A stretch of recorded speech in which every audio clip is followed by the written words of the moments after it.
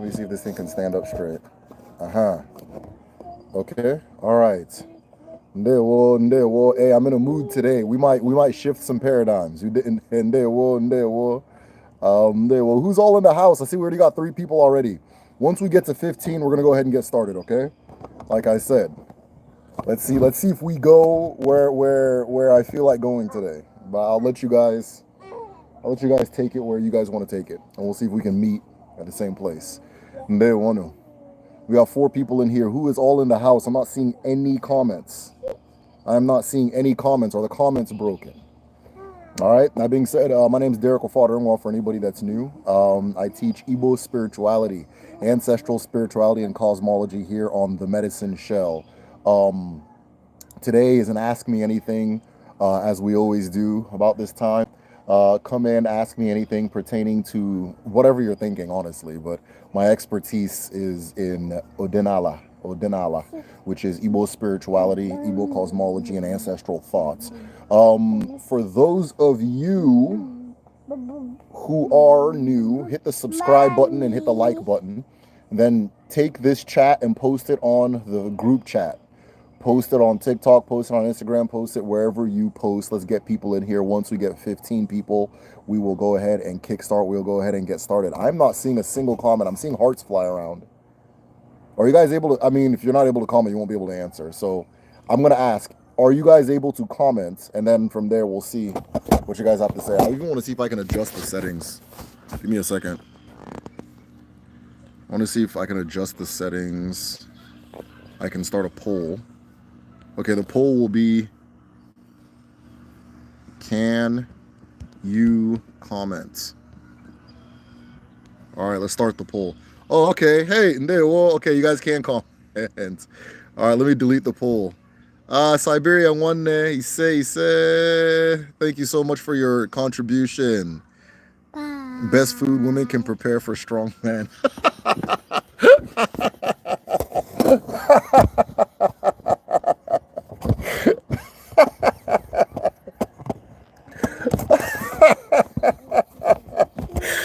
Okay, Siberia, once we get everybody in there, your question will be the first one I answer. Thank you so much for that very important question. Oh, thank you so much for that very, very, very important.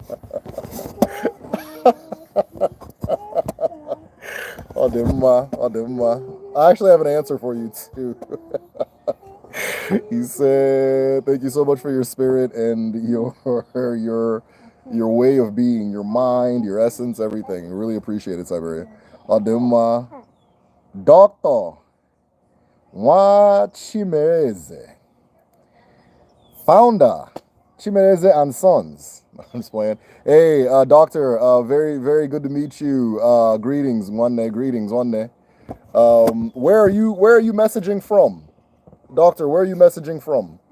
Are you at home? Are you abroad? Are you at home? Are you abroad? That kind of thing. Once we get 15 people in here, we're going to go ahead and get started. Again, this is Derek Ofaderingwa. I'm the host of the Medicine Shell. I need to cut my hair. I'm the host of the Medicine Shell. I teach ancestral spirituality, cosmology, and thought here on the Medicine Shell. So if it's a topic that you're interested in, hit the subscribe button. We have an incredible community that comes together to learn and share and grow together. And I mean, I can say all the good stuff and still won't be able to describe it in full. We are the village. To join the village and go further in depth in Odinala, Igbo spirituality, join at patreon.com/the medicine shell. It's also the #1 way to support the movement. And I do call it a movement for a reason. Emo State at home. Okay, one day. Thank you. You're welcome. So yeah, just looking forward to seeing you guys in the Patreon. We have a group study in the morning tomorrow. Well, morning my time. So I don't know what time it'll be your time, but get on there and you'll see. We have a group study. So what the group study is we all go live together and just kind of discuss. And, we have people from all types of different disciplines and worldviews and knowledge systems that are sharing what they have to share as far as the topic at hand for each day. That is on the Patreon, and it's my favorite thing to do every month that involves a screen. So go ahead and join there if you are not there. www.patreon.com. Ndewo, I love this channel. I would love to know astrological divination and Odinala. Mezia, thank you so much for that. I'm going to be answering questions once we get to 15 people, okay? So if you have a group chat that of people who would be interested in this topic, people who wouldn't be interested in this topic, if you have an Instagram page, Facebook, Twitter, or anything, go ahead and post it on there. Let them know that we are live. Once we get 15 people in here, we're going to go ahead and kickstart and get started. It's taking time for people to come in today. I think it's because I started a little later. Odemma, Odemma, Odemma. Mezier, where are you based? Are you abroad or are you at home? Ow. My daughter promised she'd stay off the camera. It's not gonna happen.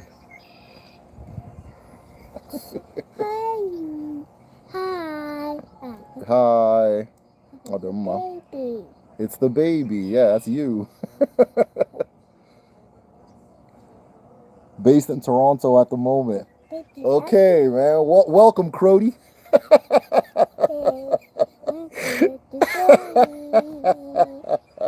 Hey, you been seeing all them Crody guys on TikTok? Is that real? Is that really Canadian slang? I have my suspicions because the person interviewing them never has the same accent as them. Meta soul, ndewo. If you are in the house, let me know. If you're in the house, let me know. Once we get to 15 people, I'm going to go ahead and get started. Though I'm even wondering if I set the goal high. I'm wondering if I set the goal high. My Meta soul, where are you based out of? Where are you based out of? What states? Are you at home? Are you in Africa? Are you here in the US like me? Are you in the UK? Where is Metasoul? Houston. Oh, we used to be neighbors. We used to be neighbors. Yes, she's growing. Oh, that's her favorite thing to do is grow. This girl grows so fast. Thank you so much, Siberia. I'm really trying not to have her on camera. You know, with your first kid, you're just like, oh, look at my kid. But then after a while, you kind of realize the world is not what you think it is. And you don't want your kids on camera at all. But at that point, they won't, once they see you talking to a phone, they're all in. Mama, kicking the charger.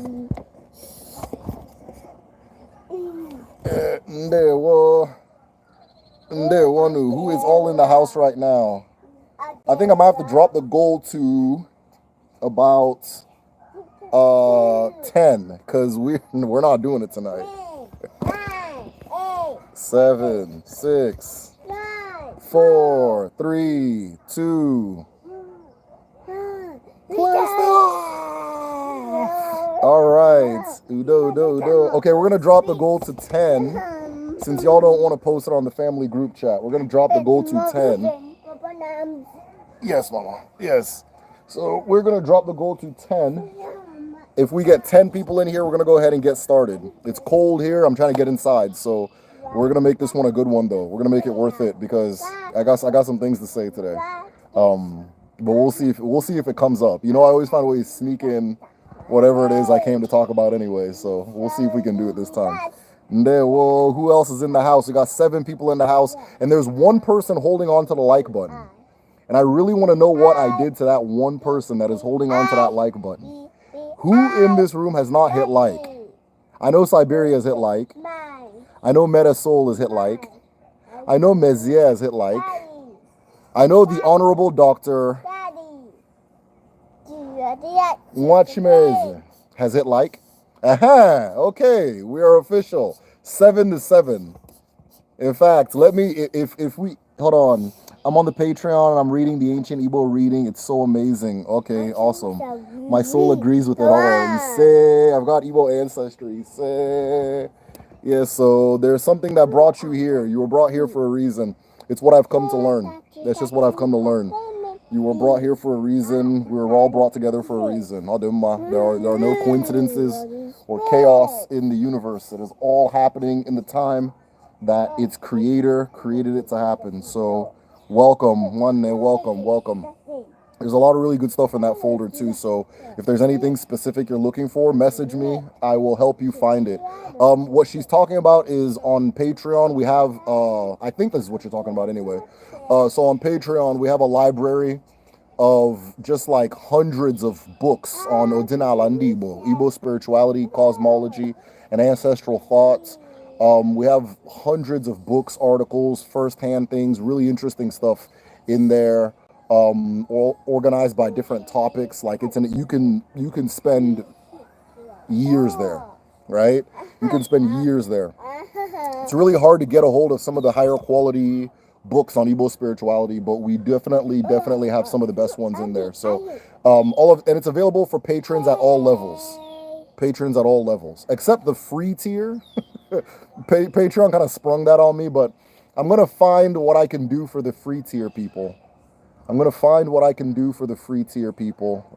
I appreciate that support anyways. And I think for some reason Patreon doesn't take payments from home.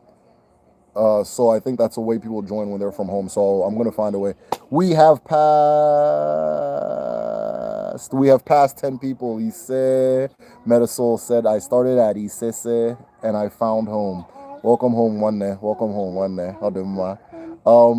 Yeah, that seems a lot of people went down. A lot of people follow the same path you did. So I'm really happy to hear that. I'm a knowledge collector. So the medicine library is literally heaven. Okay. Cool. I'm glad you appreciate it as much as I do, because I like to spend time reading stuff in there too. All right, we've passed 10 people. Let us go ahead and begin, okay? What I am going to do is known as Iwa Oji, the breaking of the Oji, or the breaking of the kola nut. This, now here's the thing. I don't have any kola nuts. I'm in a kola nut part of the country. I have to order them from online, and I don't like making online purchases, so I'm taking my time. But the breaking of the Oji is a ceremony that is done if you're visiting your altar. If you are, let me say this way, it's a ceremony that's done to address or to host a group of people or a group of beings. And so because of that, if you understand that definition I gave it, you will understand why that is how you address your ancestors at your altar. That is how it is the basis for, let's call it morning prayer, morning manifestation, all of that. So, and so forth. So that being said, I'm going to go ahead and begin. I don't have Audrey, so I'm just going to do without. So either way is fine, right? So, okike keruwa. Chineke kere ihe niile nọ n'ụwa. Ala ala nne mmadụ na nne mmụọ, ala nne na-enye ndụ, nne na-enye nke ọma dị n'ụwa, nne na-edume anyị niile, ngọzi Chukwu nyere ụmụ ụwa. Ụmụ gị abịala. Ọwụ obiọma ka anyị ji na-ekele gị. Ọwụ aka ọcha ka anyị ji na-ekele gị.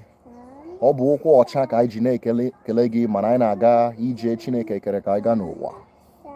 Anyị ji obiọma na-ekele ụmụ eke, ụmụ orie, ụmụ afọ, ụmụ nkwọ. Ọ bụ obiọma ka anyị ji na-ekele ndị mbụ na ndị egede, ndị mmadụ na ndị mmụọ. Ọ bụ obiọma ka anyị ji na-ekele ụmụ kpakpando eluigwe na ụmụ ajana. Ọ bụ obiọma ka anyị ji na-ekele mmụọ na-esoro anyị n'ụwa na mmụọ anyị ga-afụ ebe anyị na-aga. Ọwa aka ọcha ka anyị ji na-ekele ụnụ. Obiọma ka anyị ji ekele ụnụ. Mana anyị bụ otu udo, otu obi, otu mmadụ, otu mmụọ, otu ije. Otu a ka ọ ga-adị na Eke, na Orie, na Afọ, na Nkwọ. Ise. All right, let's go ahead and begin. Oh, Adema. All right, the first question is Siberia. Siberia asked, what are foods you can prepare for strong men? All right, so strong men, I would begin, especially, hey, Namdi, how you doing? Oh, sorry, Mama. Oh, boy. Come here, Mama. Come here. Uh-oh. My daughter fell. Hold on, guys. Oh, give me just a second, guys. I'm sorry.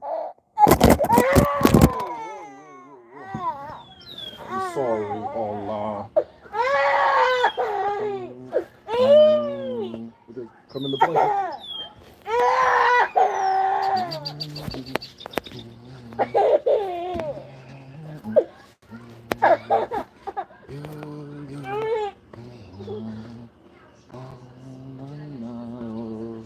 All night, she get rolling. All night, she get rolling. Yo, yo, yo. Yo, yo, yo, yo. Nwanyi hụrụ ngwere si na ngwere bụ anụ. Nwanyi hụrụ ngwere si na ngwere bụ anụ. Yo, yo, yo. All night, Chigirole. All night, Chigirole. All right, guys. So the original question was, um, meals you can prepare for a strong man. All right. When it comes to eating, Siberia, when it comes to meals, follow your ancestors. Follow the route your ancestors took. And it's very interesting that you said that because at home, strong men take titles. And among these titles, all the real titles anyway, once you take that title, there are certain foods where you are not going to eat, right? And there are certain ways that you do not eat as a titled man, right? So one, pounded yam is something that is commonly eaten by titled men. Cassava, the one you guys are calling fufu, titled men do not eat cassava. They don't eat fufu, okay? Because their ancestors did not eat cassava, did not eat fufu. Allegedly, the story is that cassava comes from South America, right? And it's seen as a lesser food amongst our people. But of course, I wouldn't. I'm advising you as somebody who grew up in America. I don't think cassava is you have an issue with cassava. But follow the way your ancestors ate. I've been personally curious as of late about diet and eating, especially as Africans, because genetically we're not the same as the people we're getting these diet recommendations from. I am learning that our fiber, the amount of fiber we need to take in, is significantly higher. The amount of dairy we're supposed to take in is none to significantly lower. The amount of sodium is supposed to be lower and so forth. And if you follow everything I just said, you have a standard African meal with a lot of fiber, next to no sugar, and so forth. But there's a whole lot of things. There's, I can't, strong men don't eat sugar. So, at home, if you give titled men sugar, like give them cookies or something, they'll look at you funny. So I guess I'd cut sugar out. But also look into nature, right? What do strong entities eat?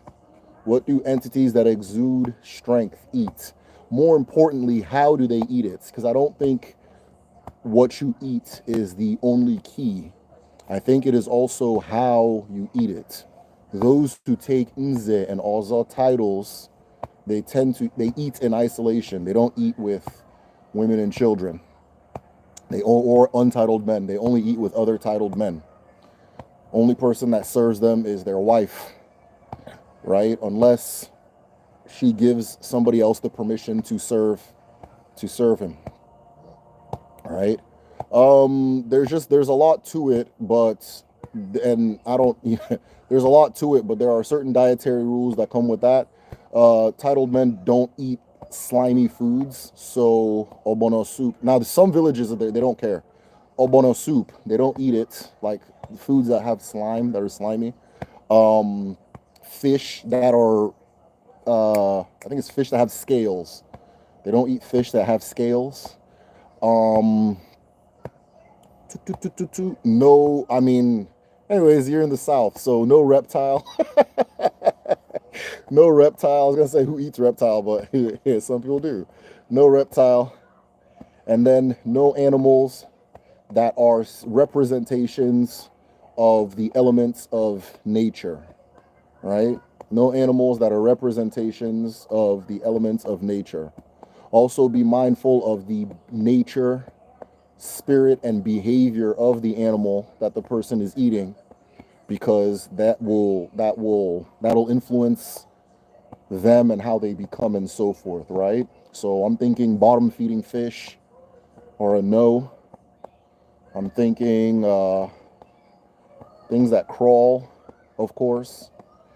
And then there are sacred, like for example, I don't think you're gonna eat python. But where I'm from, we don't kill, harass, or eat python, especially the Njaba River python and so forth. So yeah, there's a lot of different little things about food, Siberia. I think we can have a longer conversation about that. But I would also adjust everything I'm saying to your environment, right? Odinala is observation. It's observation of the land and acting accordingly. And so if you're observing the land, you're going to observe the land that you live on, and you're going to figure out what your ancestors ate and didn't eat and what they considered sacred, and especially what your husband's ancestors ate and didn't eat and so forth, right? And I would stick with that. It's on a common sense level. If there's a type of food that has sustained and made your your husband's parents happy, they passed it on to their children by feeding them it, because it was passed on to them by their parents and so on and so forth. So within the omenala, the culture of a family, are all of the keys towards keeping that family healthy, vibrant, and okay. One of the issues is as modern people, we tend to think we have all the ideas, and the people before us don't know anything, and therefore we don't have to do what they were doing.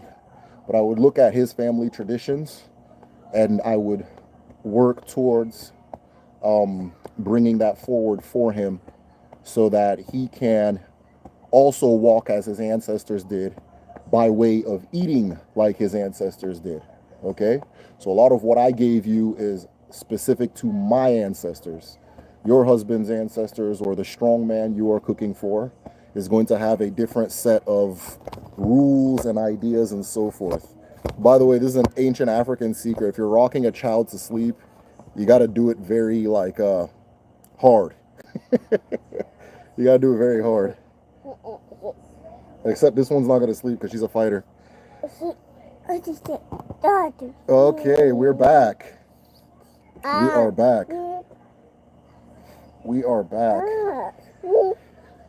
Okay, let's see. The thing I have setting up my phone is kind of not working. All right. I love it, Cody. Very real, but it's a subculture. Okay, that makes sense. Because I didn't understand why some people in this same place have this accent and other people don't.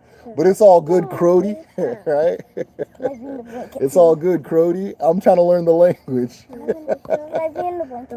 Huh? It's really small.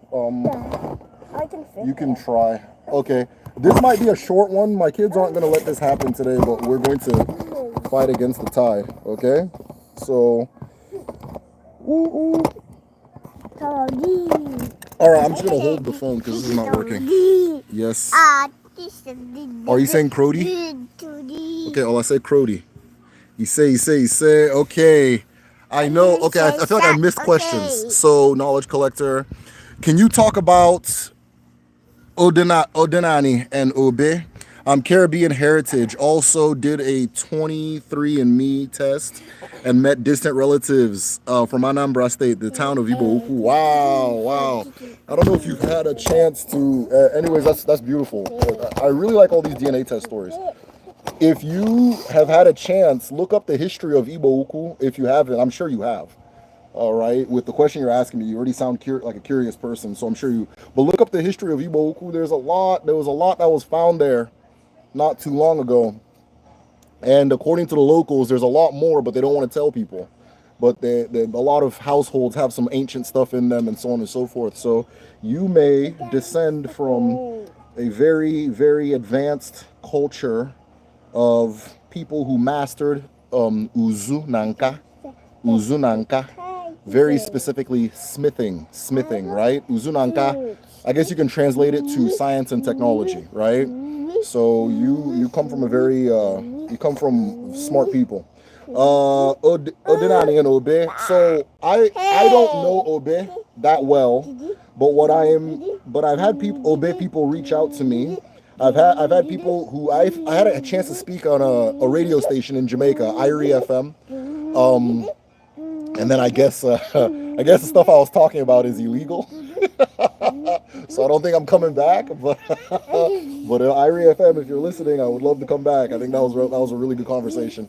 But yeah, so Obe Odinala, they're very, very, very identical, right? But one of the things you have to understand about the African worldview, and this is actually one of the things I want to talk about. So one of the things you have to understand about the African worldview is that we're not talking about belief systems, right? So if I say belief, I'm slipping up, right? I'm slipping up. It's a slip of the tongue. We're not talking about belief systems. We're talking about the relationship you have with reality. And if you're approaching it from that perspective, you'll see that we're all going to eventually say and do almost the exact same thing, right?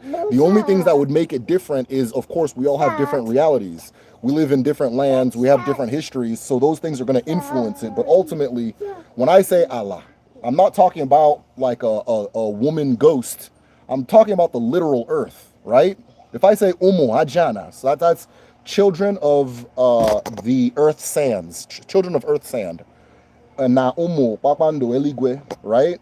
Which is children of stardust or children of the stars. So when I was breaking Oji, I referred to all of us as Umu Ajana, na Umu Papando Eligwe, which is children of sand and star, right? Children of sand and star. It is a scientific fact that we are children of sand and star. There's nowhere in the world you can't prove it. Like that won't. There's no system of verification that won't. Guys, I'm really trying. There's no system of verification in the world that would not tell you the exact same thing that I'm saying. Oh, Nambi, thank you so much.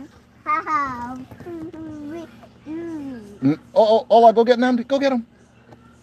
There's no system of verification that won't tell you the exact same thing. So you're going to see in Obe the exact same things we're seeing in Odinani, right? Which is the fact that our people, especially you being from Igbo Uku, our people have the capacity to communicate with plants. The plants tell us their properties. We act accordingly. Communicate with the land. The land tells you its properties. You act accordingly. And so on and so forth, right? Being in community and being in communion with nature. I think Obe is I think it's a little more, when people say Obe, they're focusing more on like the medicine aspect, right? The medicinal aspects of it. But you wouldn't be the first person, or let me say this, I wouldn't be the first person to say that there's a very strong connection between Obe and Odinala, right? It looks very Igbo in its approach to spirituality. Now, I'm really fighting the elements, y'all, because I just heard the sprinklers come on. Hola, come on. Those of you who've been with this channel for a while, I'm sure you guys can see the personality differences between my daughter and my son. How do you do? How do you do?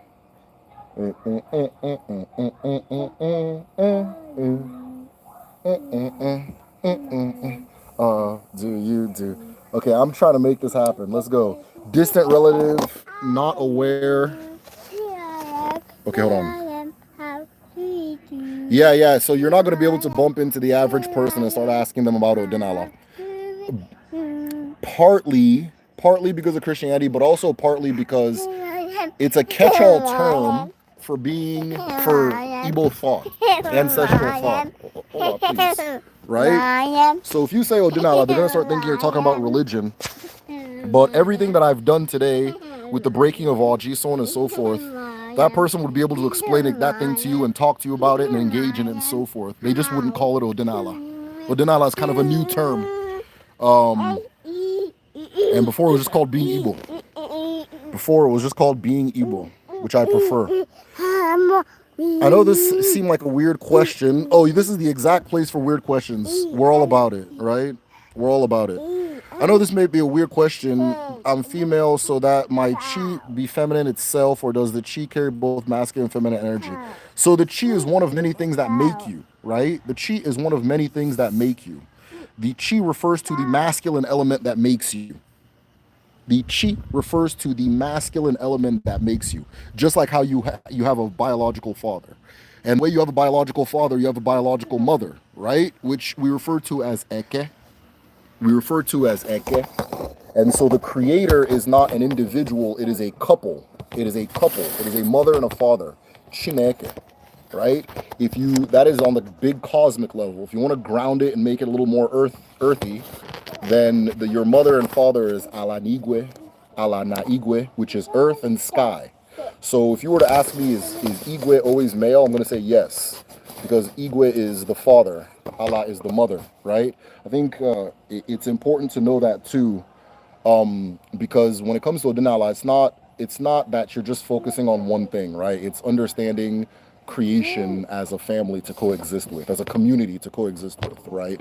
So the chi is male. Now your Chiowa, there's a thing called Chiowa, right? Which is a term people use for your agu. Your agu is the part of you that, okay, so everybody is a composite of four elements. Your chi, eke. Remember earlier I said chineke, chi eke. Your chi eke, your agu, and your mo. So I'm focusing on agu. When you pass away, all four of those parts return to themselves, right? They say ashes to ashes, dust to dust. Eke is your physical manifestation. It is your mother, right? It is also your connection to the earth. It is also tied to your destiny, your poem, that kind of thing. That is the feminine creator, right? And so, but the agun, which is two-headed, male and female. Agun has two heads, male and female, right?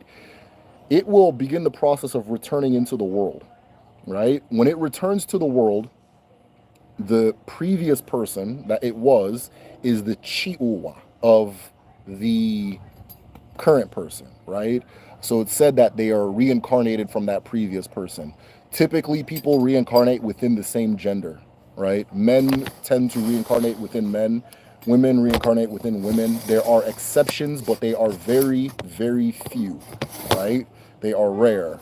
There are exceptions where it's the other way around, but they are rare. But yeah, so yes, the chi is the masculine, is the father, right? And then the eke is the mother.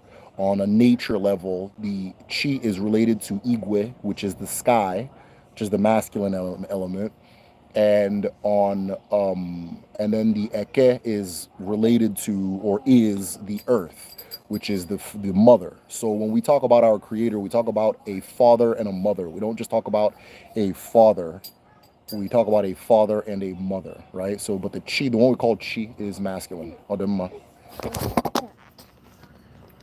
That is not a weird question at all, by the way. That's a really good question. Thank you. Especially if I connected with Igbo everything so much. I'm the only one in my family that is interested in tracing their ancestry, black sheep. This is, it's that's such a common story, but thank you. Trust me, Metasol. I hope you're coming to the group study. There's a lot of people with a similar story to you. Though I'm sure you're used to being the only one in the room everywhere else with that story. Um, but I'm so similar. Idea, Uda, yeah. Cassava's nasty anyway. I definitely Igbo ancestry, pounded yam. Yes, anything yam related. That's the one that'll give you strength. Gari as well, just not cassava, just not cassava. I would like also, okay, I would like also like to know Odinani connection with Obe.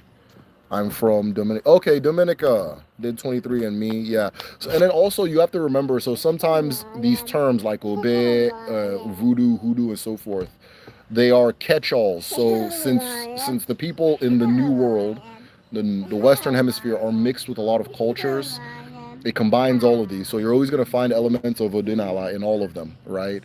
You're going to find elements of the different ones in them. But the connection between Obe and Odinala is that both of them approach spirituality almost identically. Almost identically, right? Almost identically. There's a stronger emphasis on nature and the individual guiding divine spirit. The there's a stronger emphasis on nature in Obe from my own observation, and the individual guiding divine spirit. than I see in like, and I could be wrong, maybe I haven't been introduced to the right version of Santeria, but like Santeria, for example, seems very indoorsy.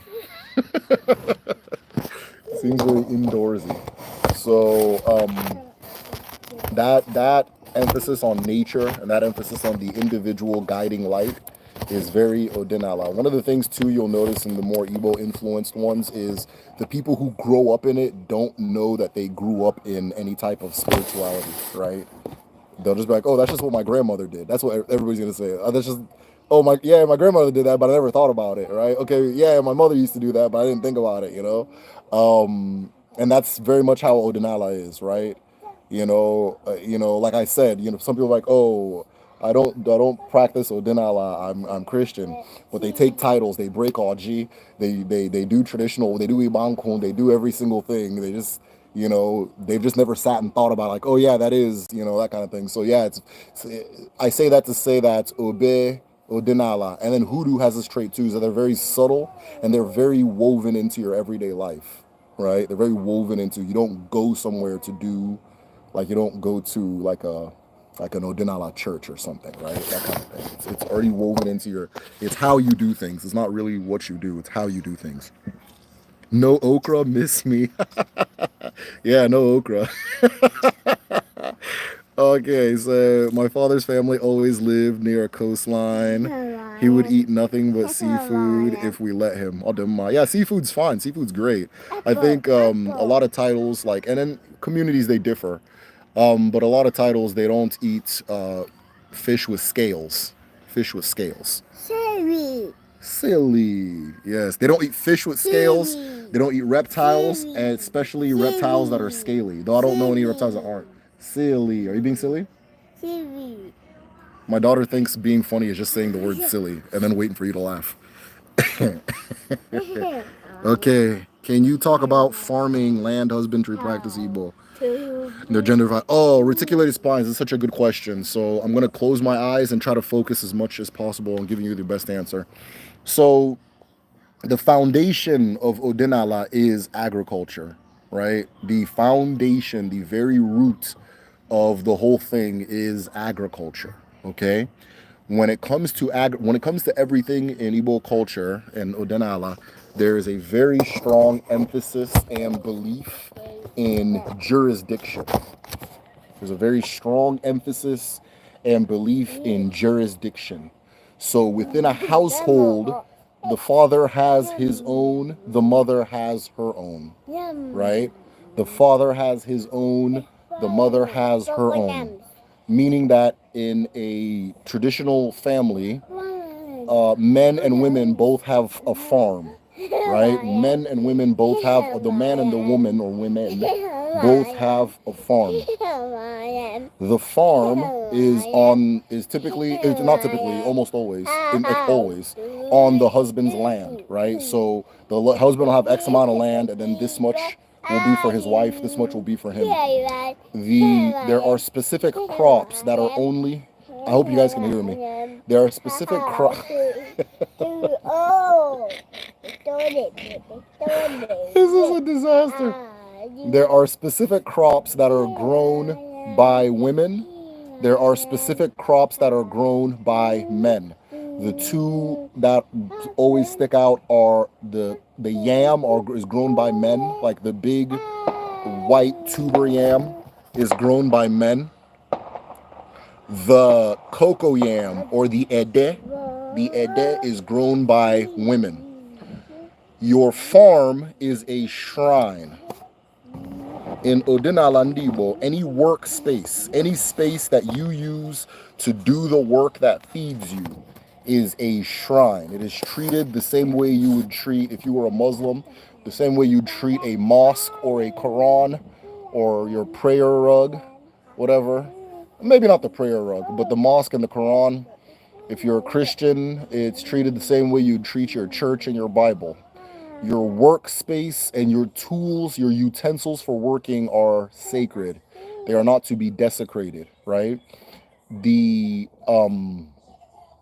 the Yeah, so like for example now, like a barn is a shrine. And if you understand what an arashi is, it'll begin to make more sense, right? So in the Igbo, in Igbo spirituality, right, when we talk about the gods or the divinities, they are forces. They are unseen or okay, my bad. The feminine ones are visible, the male masculine ones are invisible or intangible, let me say. But 50% unseen, 50% seen, right? So water, earth, those are feminine.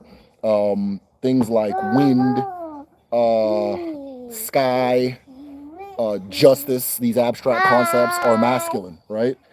And when you erect when you want to begin a dialogue, a communication, or a relationship with any of these forces, one of the things a community will do is build a device, a shrine, or a place where that communication is channeled, where we're able to communicate with this thing. So if I'm going to come onto the earth, if I approach the earth and I say I'm going to live in this place and I'm going to farm, well, an arashi will be built so that we can communicate with the earth, and she will let us know her rules, right? She will let us know what we should do while we're on there to assure that we coexist peacefully, and so that we can maintain our mandates to be on that land. This right? Okay, so an arashi is built to channel that communication or to channel that force or to channel that spirit, right? So what a farm is an arashi.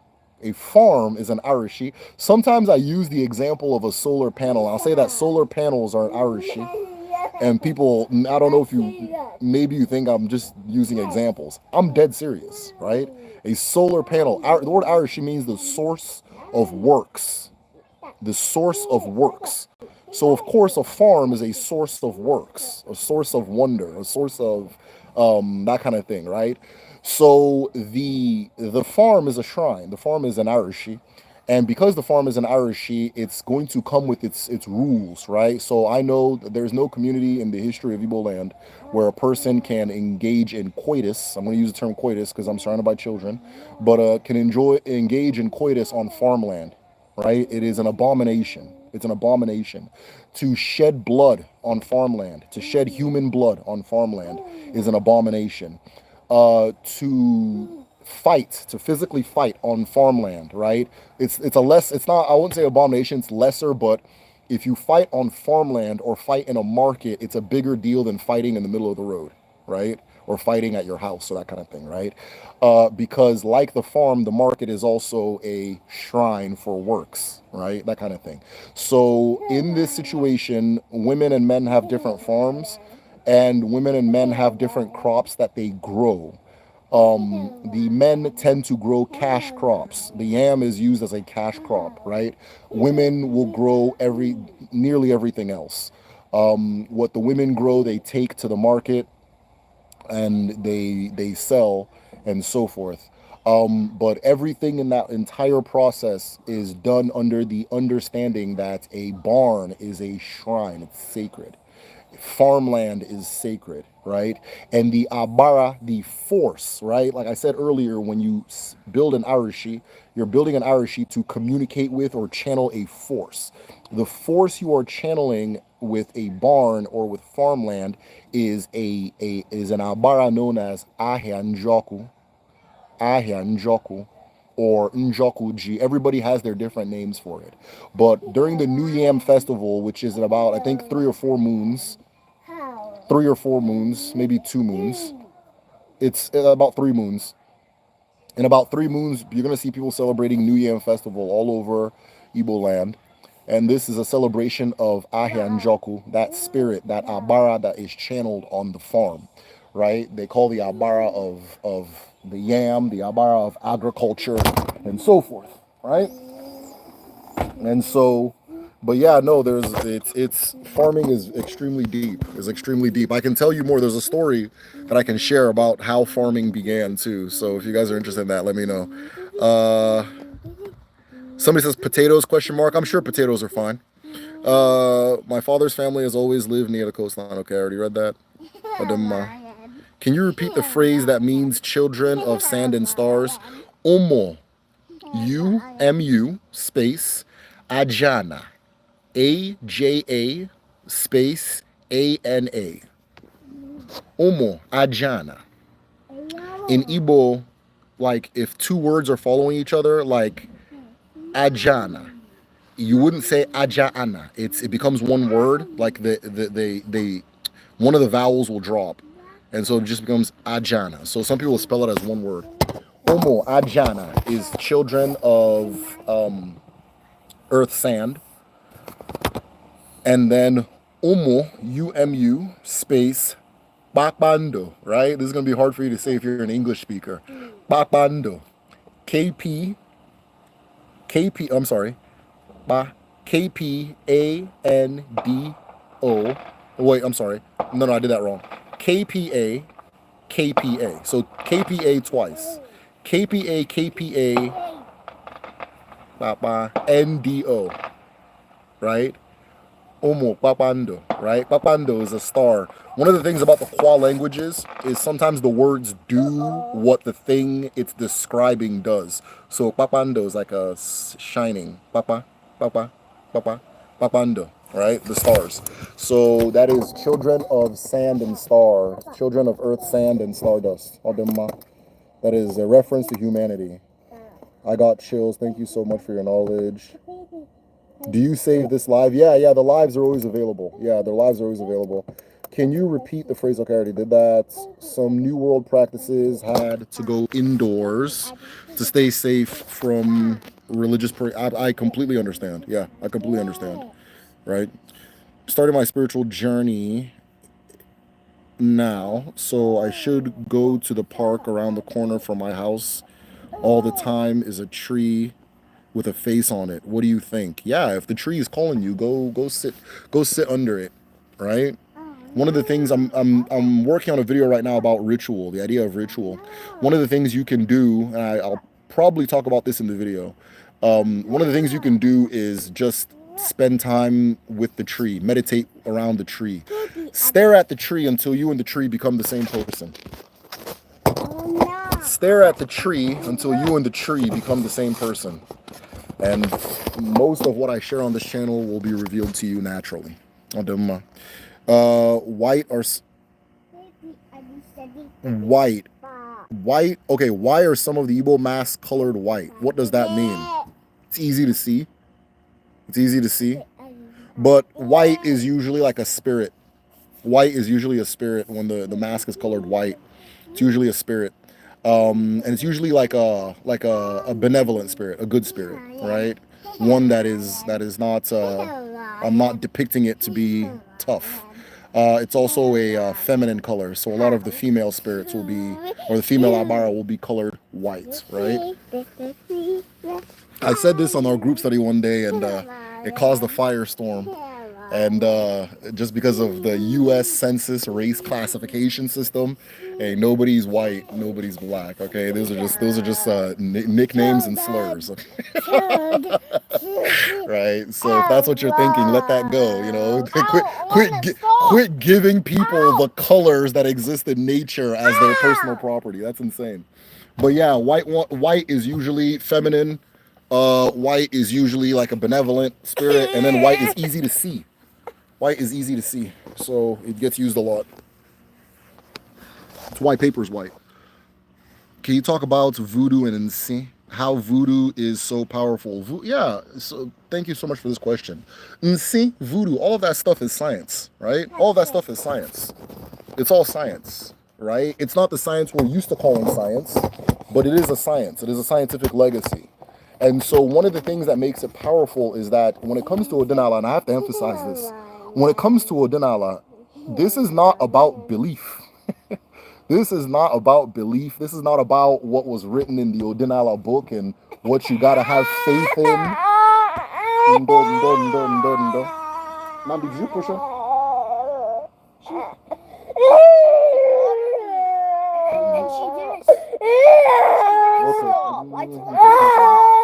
Okay, don't do that again. Okay. Give me a minute, guys. Give me a minute.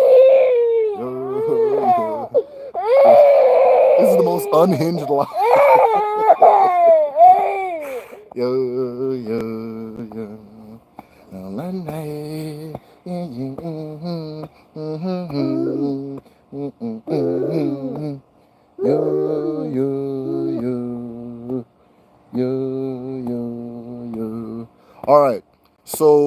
like I said, we're not talking about beliefs. We're not talking about things that you have to have faith in regardless of the evidence. This is why I use the term science.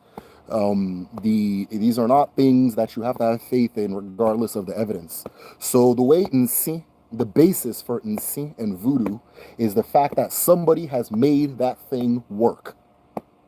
Somebody has made that thing work. And if you go to them and they say, hey, I can put together this thing that makes this thing happen, and they do it and it works, word of mouth, that person's name gets spread around, hey, this person can do this thing, so on and so forth. If a person says they can do something and they can't actually do it, word of mouth, it gets discovered this person is full of BS. Now, after tens, if not, let's call it tens, if not hundreds of thousands of years of weeding out who is doing BS and who's telling the truth, you distill down to a body of work that is based off of evidence and experience. A body of work that is based on evidence and experience.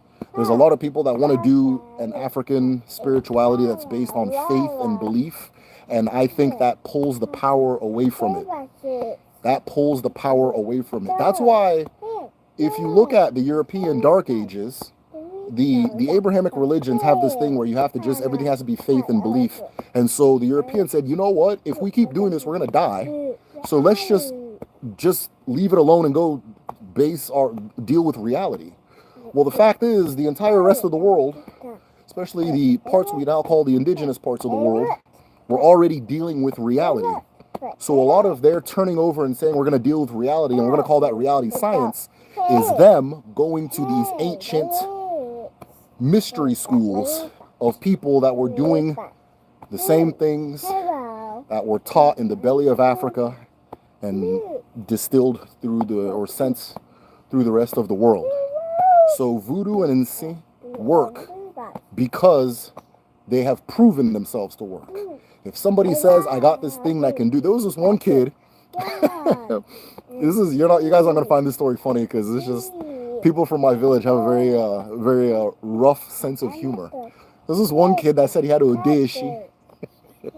Odeshi is bulletproof. Like it's a charm that makes an individual bulletproof, right? Or a charm. It's really just this. Odeshi is just the science of bulletproofing, right? So one of the Odeshi that doesn't, I guess you may not call it insane because it can be easily explained, is the fact that our ancestors figured out that palm fibers from the palm tree, when woven together, are bulletproof.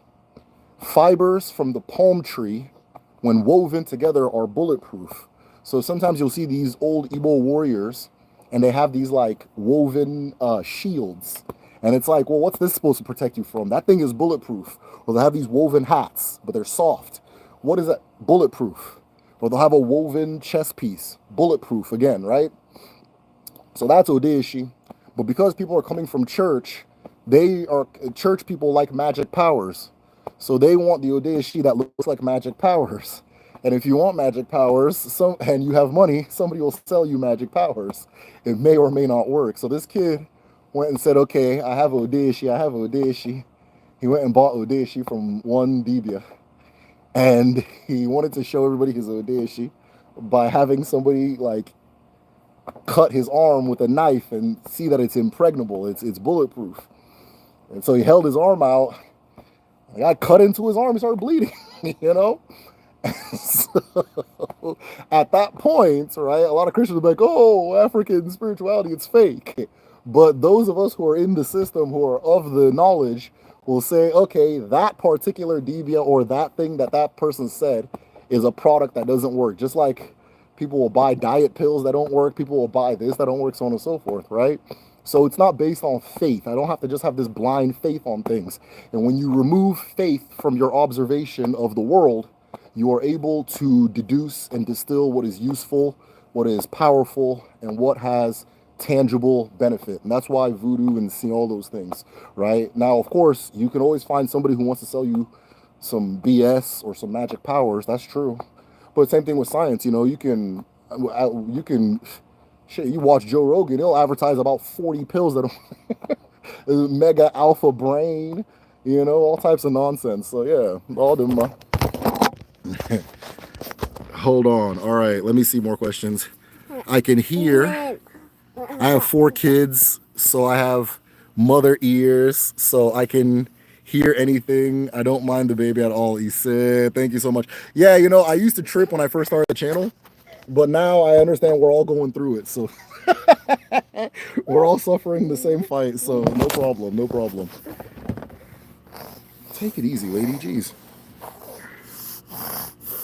Baby's having fun. Let us know she understands what you're talking about. Yeah, you know, anytime I start talking, she wants to be here. So let me tell you about her. In in her past life, this year we figured out who she was in the previous life. In her past life, she was my grand aunt, De Akumbu, right? De Akumbu. And De Akumbu was blind in her old. She was a very beautiful woman, and she was blind in her old age. But she was, in her blindness, able to read palms and tell you your akaraka, or your destiny. She was a very gifted, let's call her medicine woman, right? She was a very gifted medicine woman. I don't use the term isn't why or Debia because I don't believe she was like formally initiated, but she knew what they knew. She was right up there, above most of them, honestly. And when my brother broke his leg as an infant, the Western hospitals said that he was going to be in a wheelchair, that his leg is not repairable. But she and her husband, I told the story on my channel, I tell the story all the time. She and her husband, because she was blind, he was doing all the physical work. So I thought he was the one doing it, but my mom, after watching my video where I told the story, she corrected me and said, no, it was actually Deakumbu, but that, you know, she's blind, so he did it. And so what they did was they buried my brother's legs in the earth, and they did afa, divination. They were able to figure out that in his previous life, he was one of my uncles. He was a young, like a very promising young man, and he died early, and he felt that one of his aunts could have prevented the death. And so after doing I-5, they went to her and she said, yeah, this is all true, and that, you know, she's sorry. So she was supposed to come apologize to him while he's buried, apologize to him, prepare a meal for him, and so forth. I think there was more to it. There was a chicken was sacrificed, I remember, and so forth. And then he sat out there for days. He sat out there for days buried. Somebody would always have to like sit out there with him. So somebody just lived outside with my brother. He was like 3. He was 3. Somebody lived outside with him. They had his legs buried in the ground. When they brought him back up, he stood up and started running after a bowl of rice, or a pot of rice. And so, yeah, that's African science. That's what I'm here to talk about. That particular story is what made me, everywhere I went in life, no matter what happened, I always kept that in the back of my head. Like, I saw that with my own 2 eyes, so you can't tell me, you can't tell me nothing, you know? But that's who she was in the previous life. She's the one that did that. And she's the one that did that. She passed away around the time I moved to America, in the previous, and now she's back. I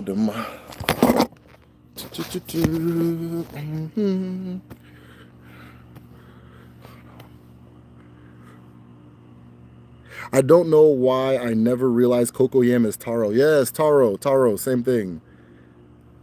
Is popular house plant among women. Well, there you go. I didn't know that, but there you go. Yes, the cocoyam is it's the staple for women. It's the staple for women at home.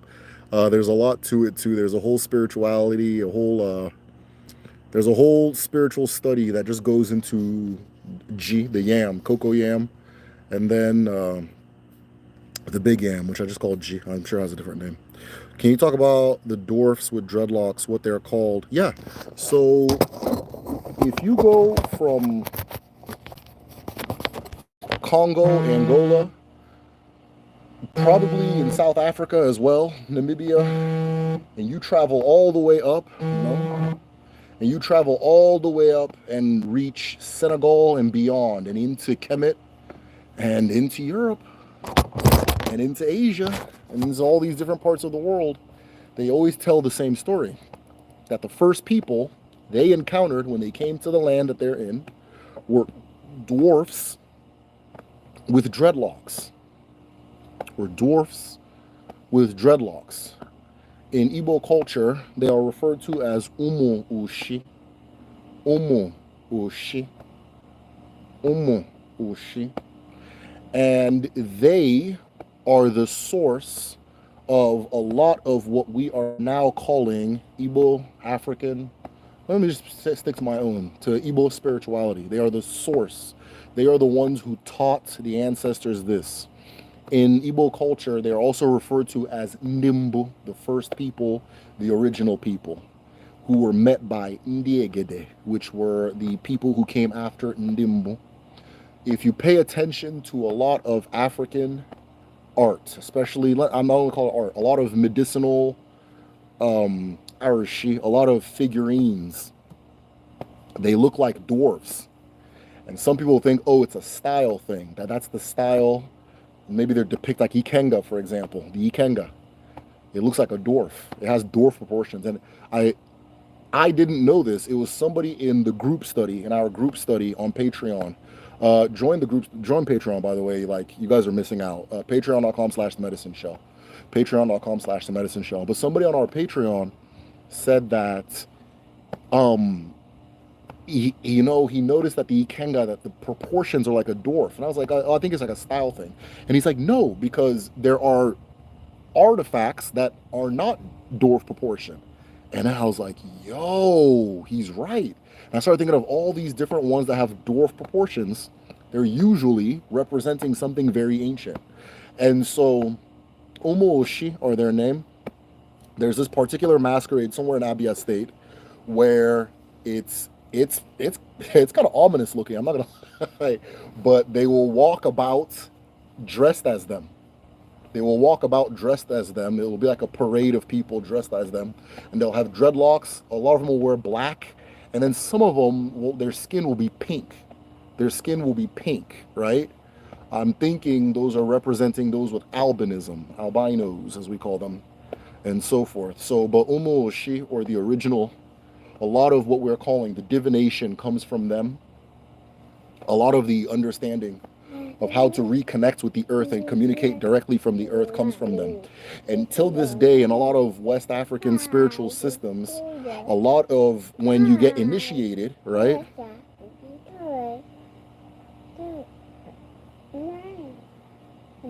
When you get initiated as a healer, as a DB, or whatever they'll call it, you will enter a forest and they'll tell you, do not emerge from that forest until you see them, until you see these dwarves with dreadlocks. And this was brought to my attention because I had heard about it in the Igbo tradition, but I saw it in a tradition in the Ivory Coast. And I was like, yo, what? It's the same thing. So even if you got depictions of Agu, right? Agu, it's a two-headed being, but they're both dwarves, proportionally. Even Thor, European Thor, was a dwarf, right? If you think about Hephaestus in Greek mythology, Hephaestus was a dwarf. Not only was he a dwarf, he was the smith. Not only was a dwarf, but his face was black from being around his furnace.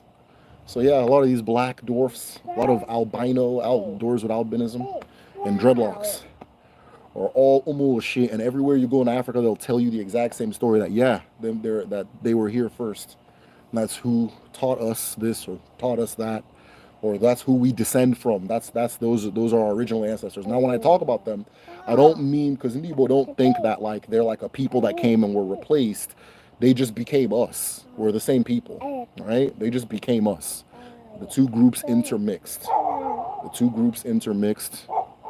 And that just became us.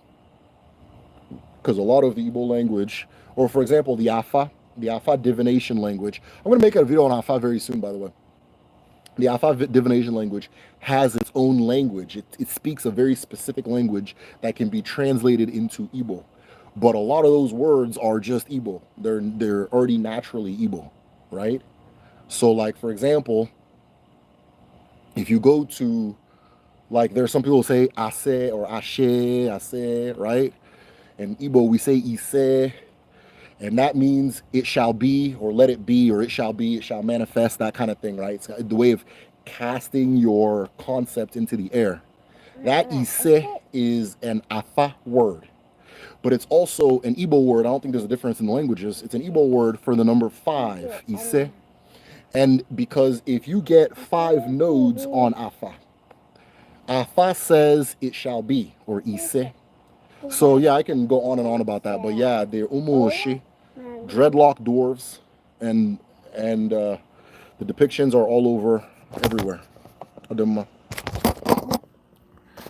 Give me another one. Let me see. Ba is one of my favorite sounds. Yeah, ba ba ba. Yeah, zodiac astrology days, stars dictating a person's actions for a day, their entire personality, because being a Cancer. What is Odinala's perception of that? You know, I never grew up with like a sky-oriented kind of zodiac style. Zodiac. I never really grew up with that, so I don't, and I can't find sources on it. The sources I find, I would need somebody else to say, like, I need to confirm, because people like to just write whatever. So and it's not an insult to the people who have written about it. Again, I just need to confirm somewhere else, right? But I never encountered anything. What I know is that Ndibo say. So earlier I said that we are umo ajana na umo papando eligwe. This means that for every human being that has ever existed, for every human being that is in current existence, and for every human being that will exist in the future, there is already a grain of sand and a star in the sky, direct, or a stone. Sometimes it's a stone. A lot of times it's a stone, directly linked to that person, right? Directly linked to that person. And sometimes it is referred to as your Iyuwa, Iyuwa. IY space UWA. So there's a star and a stone directly connected to that person. Now, as far as like placements and all that stuff, I don't know. I think the thing that looks closest to that type of stuff would be the 4 market days, which are Eke, Urie, Afo, Nkwo. Our ancestors say that everybody enters creation from 4 rivers. Eke, Urie, Afo, Nkwo. Those 4 rivers are the 4 days of the week as well. They are also the 4 elements of creation: light and fire, water, earth, wind. They are also the states of matter: plasma, liquid, solid, gas. And so all of us come from those things, and each of those days have their characteristics. The reason they have their characteristics is because when you are coming into creation, you are coming into creation to actualize a truth or a reality or a nature. You know, sometimes I say purpose, people imagine like, okay, like a job, like become a doctor, become a singer, that kind of thing. No, it's actualizing. So it might be career stuff. It might be on Thursday, June 15th, 2019, you are going to bump into a man who needs water. You're going to give him water. This man is going to go on to save 14 lives due to the length of the conversation you had with him. That's what I mean when I say that stuff. So if I say purpose, sometimes that those things get missed out, right? The design, the big design, but you're coming to actualize a design that has already been written, right? You're coming to walk a path that has already been paved. And based on the nature of your path, you will come through one of those doors or one of those days. So Eke people have a certain nature. Uria people have a certain nature. Afo people have a certain nature. Nkwo people have a certain nature, and it's tied to their elements. People often ask me, what is the nature of this day and that day? And I love answering that question. I'll always answer that question. If you catch me in 50 years, I'll still answer that question, right? But I will give you guys a shortcut. Spend time with that element. Spend time with that element. When you go to a lake or you go to a river, you will feel the spirit of that lake and that river. If you encounter light and if you encounter darkness, you will feel the spirit of that light and that darkness. If you put your feet in soil or put your fingers in soil or you roll around in the dirt, you will feel the spirit of that dirt. And if you are in maybe a windy day, if you are breathing, you will feel the spirit of those things. So that you don't need the guy on the medicine shell to tell you. You can do as our ancestors did, which is communing, having community with the elements. And that from there they will show you their natures. Just like sometimes you have, like I have this one friend where, rest in peace to him. We were very like-minded in what we like to do for fun as like young 20-something-year-old men, who we were very like-minded. So anytime we were around each other, we gave each other a certain energy, and we always ended up, doing very fun stuff, and so forth. But then you have some friend, I had another friend around the same time where we would just sit down and talk about life and the world and so forth. Those different energies that everybody gives, that the spirit will tell you who somebody is before the person tells you. So I can answer those questions all day about the different elements and so forth, but spend time with them and you'll feel it, you'll know it, right? So that I don't need to tell you that Uriya people are peaceful and have a peaceful presence, right? Because if you go to a river or a lake or a beach, you'll feel it. You'll feel it, right? The earth people, I don't need to tell you that they're realists.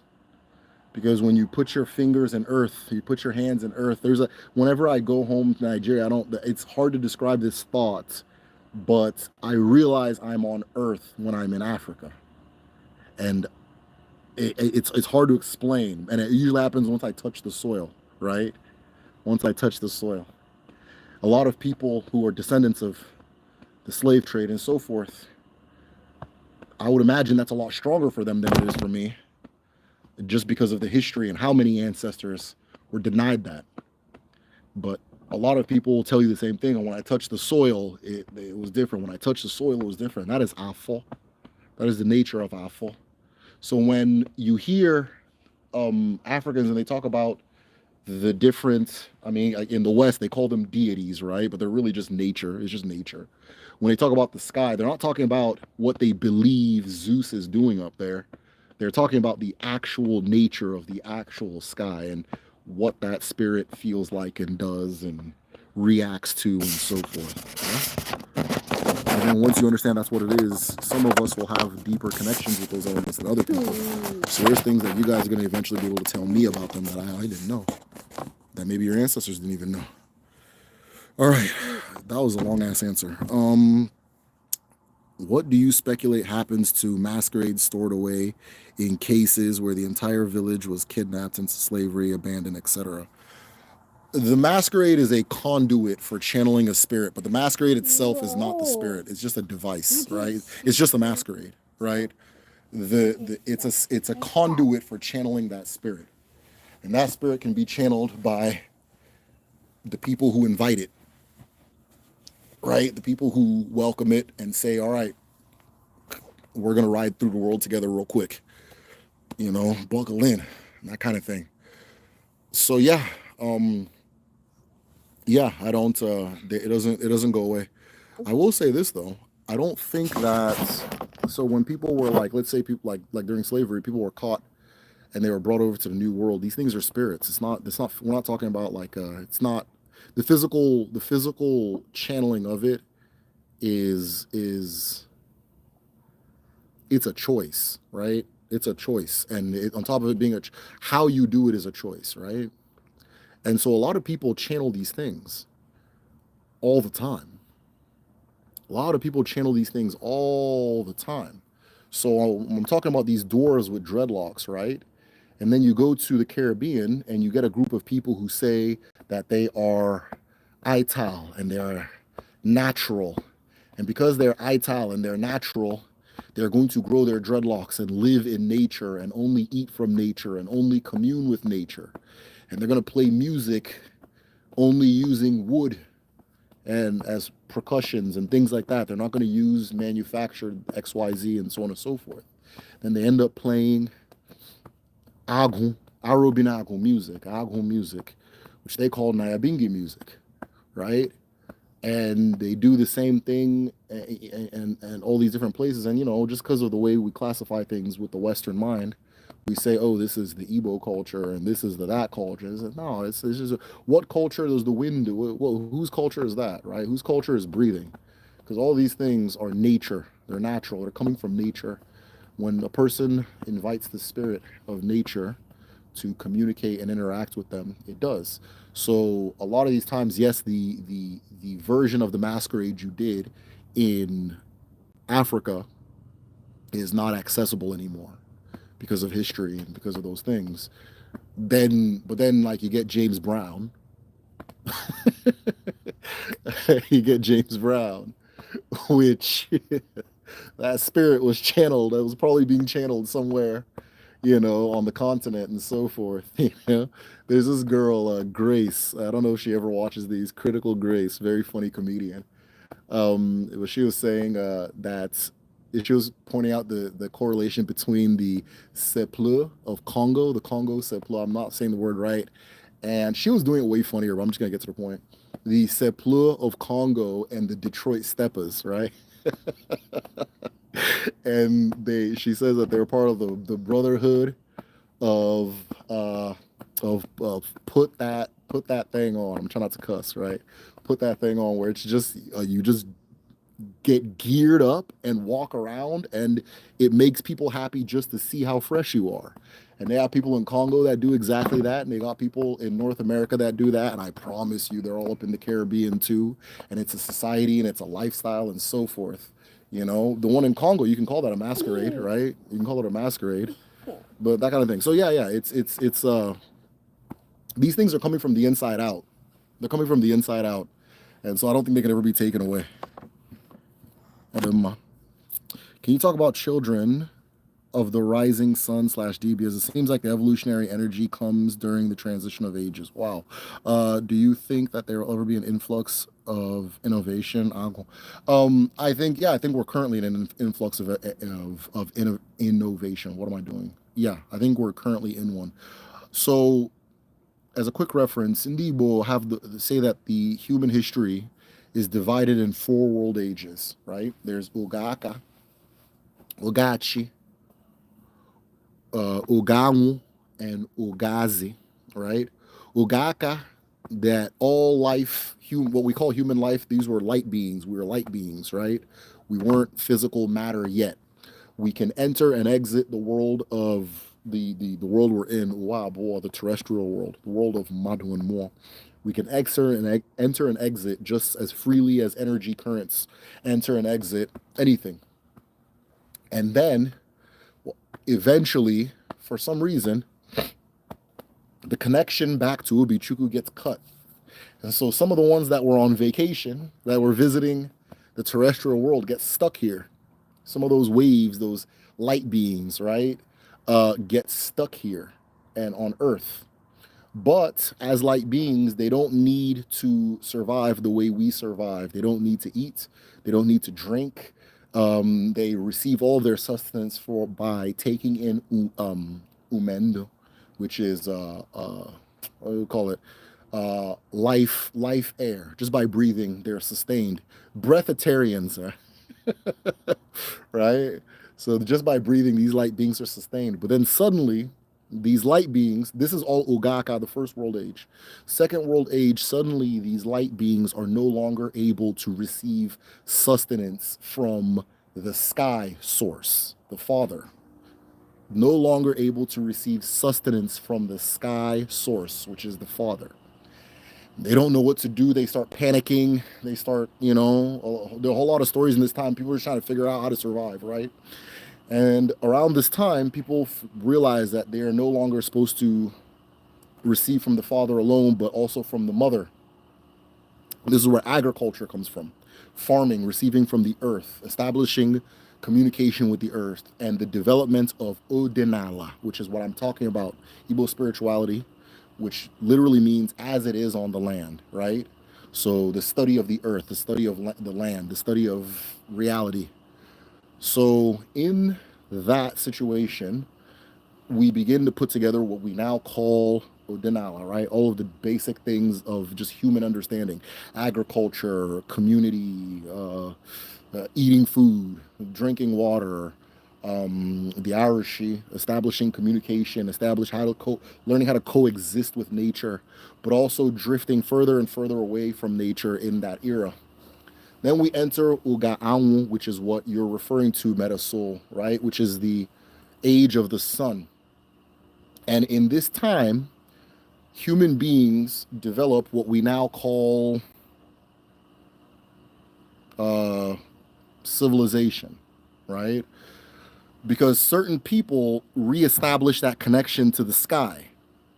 And that connection to the sky, the people with that connection to the sky are Omo, Anwu, children of the sun, children of the rising sun. And these children of the rising sun spread all over the world because they within a group of people, there's just a few people that it happens to. They spread all over the world, teaching what they receive or kind of being like a conduit, a receiver from of what we call Abia, which is wisdom from the Father, right? Wisdom from the sky. They are conduits for Abia, right? So they're mixing that wisdom from the sky with the wisdom from the earth, and they are children of the rising sun. And they establish all these things that we think are cool and all that stuff. And then because of they're tapped in, they see that the next world age is not going to be favorable, right? It's going the general idea is whatever you put in people's hands, they will use it to destroy each other, or they'll use it to destroy other people. So a lot of their knowledge they kept to themselves and they died with it because we in the current age can't be trusted with it, right? And so, which is interesting because you go in the modern age, you talk about, oh, how did they do this back in the day? How did they sail around the world? How did they the pyramids? How are they doing all these things that are all aligned and yada yada yada? So you see a lot of that in the gaps and holes we have in like the history of knowledge, of human knowledge.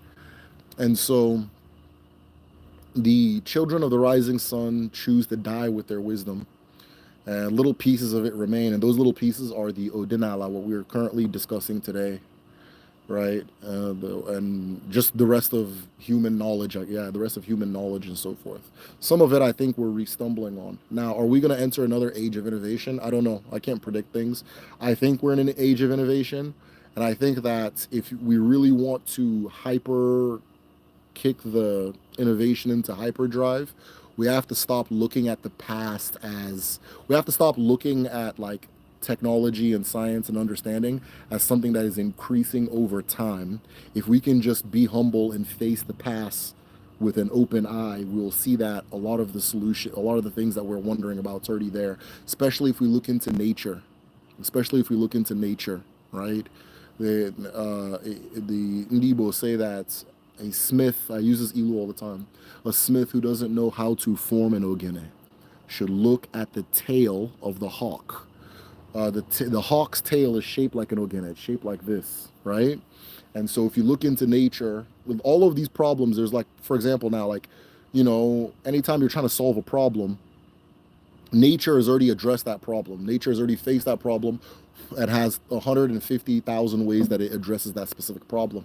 But because we are under a spell where we think we're superior to nature, we spend 100 years thinking about it until we finally say, you know what? Instead of whatever, like we'll look at like a stealth bomber, right?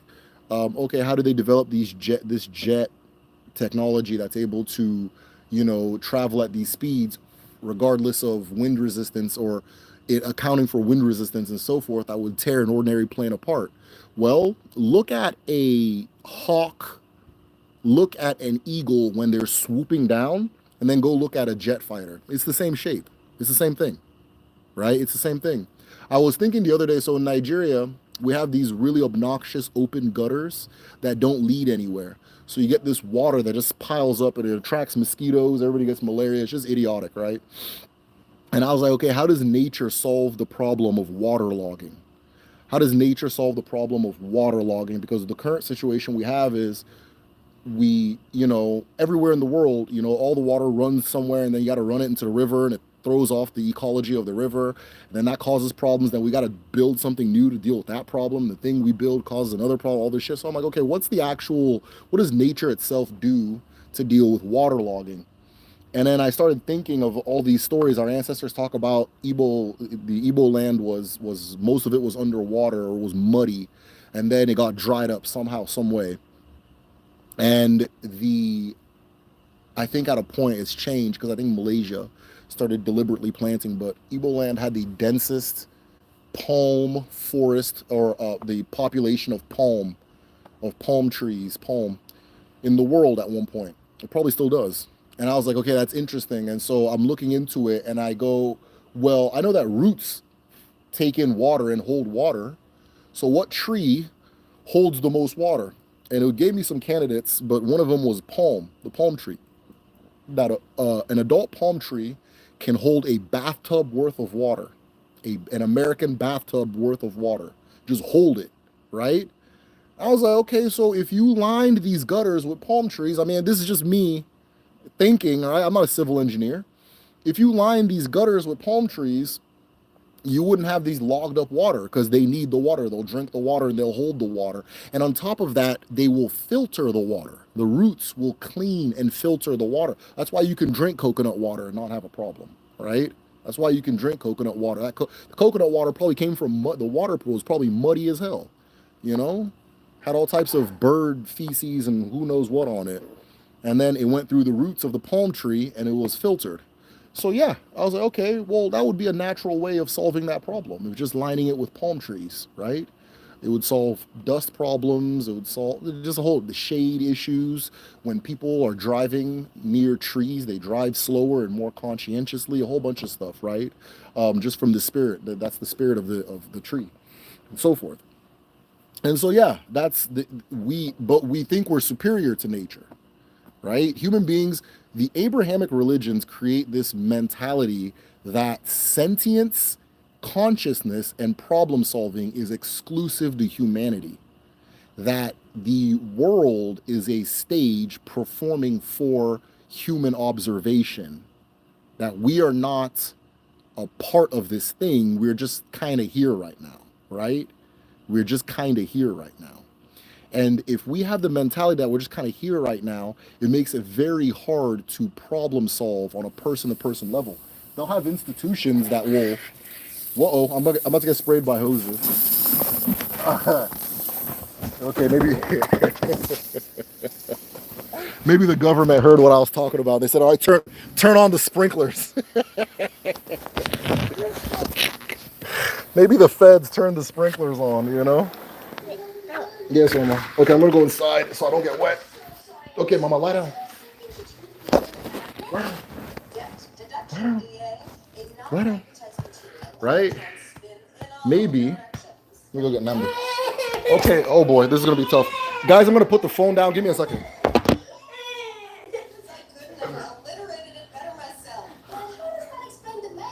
Namdi. Namdi. Hey, remember you said you wanted to see the black face of the sprinkler? Remember? Look at it. See it? See it? All right, go inside. Go inside. Lie down on the couch.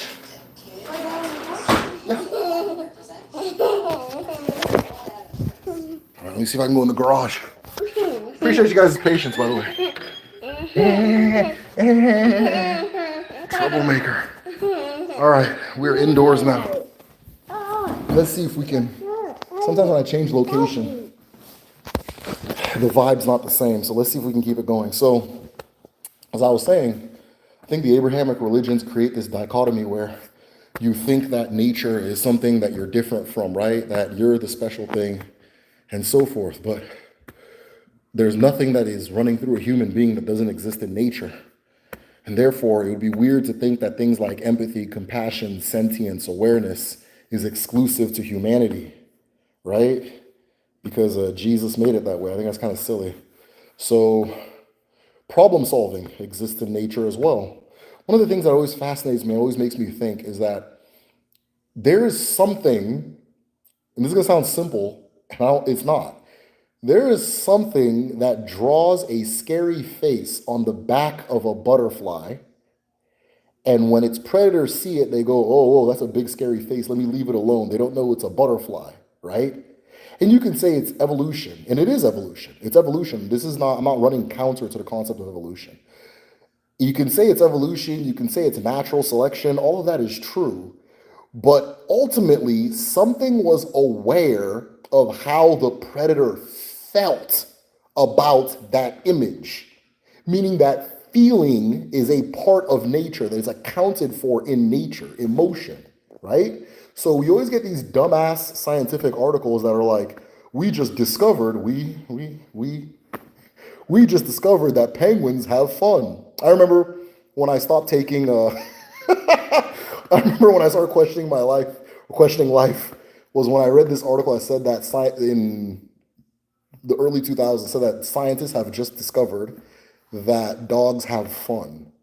I was like, what the fuck? And I'm like, what else do they do? Like, yeah, you know? But it shows you something. It's this idea that all of these things we attribute to humanity for no reason is seen as an exclusive property or an exclusive domain that is not shared with creation, right? And then when you get into that, you start, okay, the same people who say these things tend to play politics with who they consider a human and not. They rank animals. These are the higher animals. These are the lower, that kind of thing. So it comes from a dark place, man. It comes from it comes from a weird place. So yeah, yeah. So look into nature. The innovation's already happening. Either you're tapped in or you're not. Ask a tree. Not me. I'm already full. You done? No, I'm not done. But my lap is already full. So, and okay, fine. Come here. Okay. So, try not to be on the screen. Okay, cool. All right. So it's just gonna be me and the kids. Where are we at? My wife works now, so this is gonna be normal. This is about to be real normal, so it's all good though. I'm glad you guys are patient. So, great question, Metasoul. Metasoul's on fire tonight. What is going on? Hold on. Can we talk about Rising Sun DBOs? Sweet and adorable. Okay, thank you. Greetings from Guyana. Greetings. I am so behind, I bet. Poor baby, I know. Gangsters, I know. Happy baby sounds and bam. How do we study spirituality slash ATS from an independent stance? Trying to understand what you mean by independent stance, but like I, whew, I kind of don't understand what you mean by study ATRs from an independent stance. I will say that much of what you'll encounter are you'll run into the realization. Maybe I'm this is a spoiler alert. You'll run into the realization that our ancestors are just talking about nature, right? They're just talking about nature. So if you want to study it, maybe independent stance is like uninfluenced by other things. Just study nature. Just study nature, right? And then realize that you and nature are the same thing. You're not this like special thing that was made of something else, right? You're made of nature. Nature uses itself to make your functions happen. So where else do these functions exist and so forth, right? If the dog gets sick and chews this grass, there's something about that grass that correlates with that sickness and so forth, right? You can just observe nature. You can start from there. Also, studying ATRs is cool, but ultimately it's a study of self. So yeah, you're studying nature, but you're also studying self, one and the same thing. You'll come to find that all of them are going to tell you to learn who your ancestors are. This is the way to start. Learn who your ancestors are and what their stories were, right? Learn who your ancestors are and what their stories were, who they were as people, right? Because our ancestors don't see an individual as a page in a book. Our ancestors see, I'm sorry, They don't see an individual as a book. They see an individual as a page in a book. And life, that thing that is flowing through me, that flowed through my mother and flowed through my father and came to me by way of them and is now flowing through my children, that in order for me to know the full story, I have to start from the beginning of that book and read the whole thing, right? I can't just open my page and see what's on it and think that's the end all be all. Then I'm living in ignorance, right? You know, that kind of thing. You run to, oh, who is Dasha? Who is Ngozi? Who are these people, right? But you go to the next page and then things start making sense. So all African traditional religions will tell you to learn who your ancestors are, learn their stories, and continue community with them. Continue community with them. If you are eating, set something aside for them. If you're drinking, set something aside for them. And it does, and some people do this thing too, where it's like they'll like skip their parents and just go straight to the ancestors, right?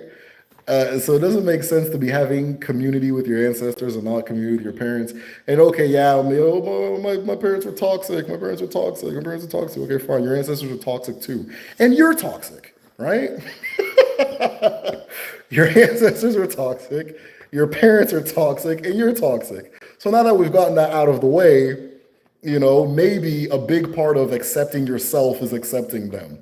People don't want to hear it, right? If people want to, you know, this is the last thing people want to hear for some reason, but it's just what it is, right? It's just what it is. It's, you know, oh, you know, my dad was an alcoholic. Yeah, that is an ancestral message telling you to leave the bottle alone. This is what the bottle does to to this life form that is us. Okay? This is what the bottle does to this life form that is us. Okay? If there is a plant growing and I drop, let's say, cinnamon on one leaf and it shrivels up, that tells me that every time cinnamon touches all the leaves, they're all going to shrivel up, right? So you can look at your mom or dad like, oh, that's a shriveled ass leaf. I don't want nothing to do with it. Yeah, oh, yeah, you better realize, you know, you know what I'm saying, right? That's you. That's you. That's you, right? That's you. And as they were their parents, so on and so forth, into the beginning of time, right? It's all one life form. You're all one life form. So I'm not saying accept in the sense of like, oh, you know, just like blind faith, weird, whatever. Yeah, be real about who they are, right? But again, that sense of community is a sense of self, right? I can go deeper into this concept because I've seen some things psychologically. I've seen some things psychologically, right? But I'm not a psychologist, so now I'll just be making claims. I don't want to be a claim making ass. We got plenty of those, right? But I've seen some things psychologically. I worked at a psychiatric hospital, and I realized something because I would read their charts, like the charts of the patients. And without disclosing too much information, I saw that patients, I could be wrong. I am not a psychologist. This is my own observation. I saw that patients with severe issues with their mother tended to self-harm, and ones with severe issues with their father tended to harm others. It's just something I consistently saw. This is before I started having all these denial thoughts and things like that, right? It's just something I saw, right? So there's a continuum there. It's one organism, it's one life form, right? And part of part of you growing and taking becoming a yourself, just accepting your full self. It's accepting all them leaves that got hit with the cinnamon, right? So I'm sure I lost all of you guys on that. Americans don't want to hear this shit. Americans don't want to hear about their damn dad. You mentioned dads to American is, and not saying that people don't have dads, just for some reason, he's always the bad guy, right? So nobody wants to hear about their goddamn dads. So here I am. You know, if you say some pro dad shit, people are just like, shut the fuck up, dude. You didn't have to live with them. I understand. I understand. How do we? Okay, cool. I saw bulletproof people during the SARS protest. Yeah, so yeah, I saw they're having a protest in River State, and the police were shooting this guy, and he just kept coming towards them, and the police started running. That one had what we call Abido Sheka. You guys don't know about Abido Sheka yet? Yeah. So I've seen that shit. Oh, bulletproof is not knife proof. Yeah, no, they were shooting at this guy, and he just kept coming at them. That's called Abido Sheka. They reported during the Haitian Revolution, right? During the Haitian Revolution, that was one of the things that they reported kept happening. That they would shoot people, and they would take the bullet and keep coming at them, and then they'd kill you. Then they would die. Like they wouldn't die till they killed you. And that is the origin of the zombie. Of the zombie is one of those history things that I love talking about. The origin of the zombie comes from Zombie Island. The term zombie comes from Nzambe, which is a Congo region, Congo word, right? It's a word. I haven't studied enough to know what it is, but it's some type of very powerful spirit, Abara, that kind of thing. And zombie comes from Nzambe, right? Because the idea was they were possessed by this spirit, and that when you'd shoot them, it didn't matter. They were gonna kill you, then die. You know what I mean? That kind of thing. And so the human animal is very fascinating.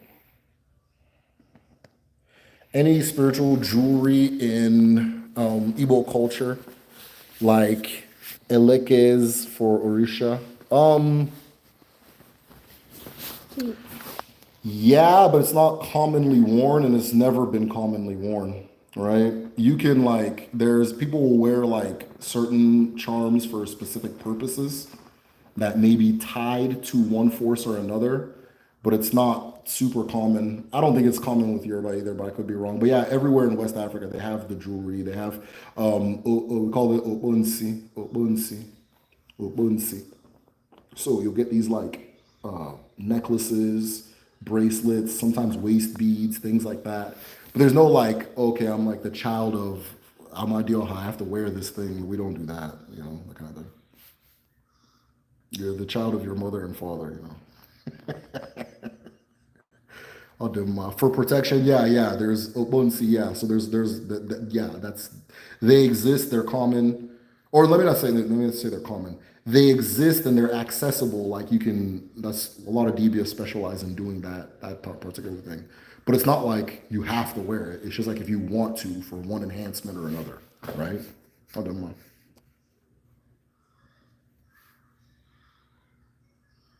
I cannot seem to understand the science of his leg behind healing because of rituals. This is where I get lost. Okay, I cannot seem to understand the science of his leg being healed. Oh, his leg, the science of it. Maybe it's not to be understood. Yeah. This is so my own two eyes at the age of I think 5 or 6. I saw that thing happen right there. So I'll do them. How did you find out who she was? So there's this reader in a town called Omaka in Igbo land that we go to whenever somebody is born in the family. Now we're not from Omaka. My dad likes to get a very unbiased reader who doesn't know us. So we go to Omaka and they do Afa and they figure out who it is based on a set of names of people who have passed. But sometimes Afa will say that it's not somebody who passed recently, it's somebody who passed way, way, way back, like her, and that kind of thing. So hers was not recent. I remember the story you told. I often tell people about this story. Yeah, it's incredible. Can you tell me why I seen a big green dinosaur in my window at 4 o'clock in the morning? Maybe smoking that wacky tobacco.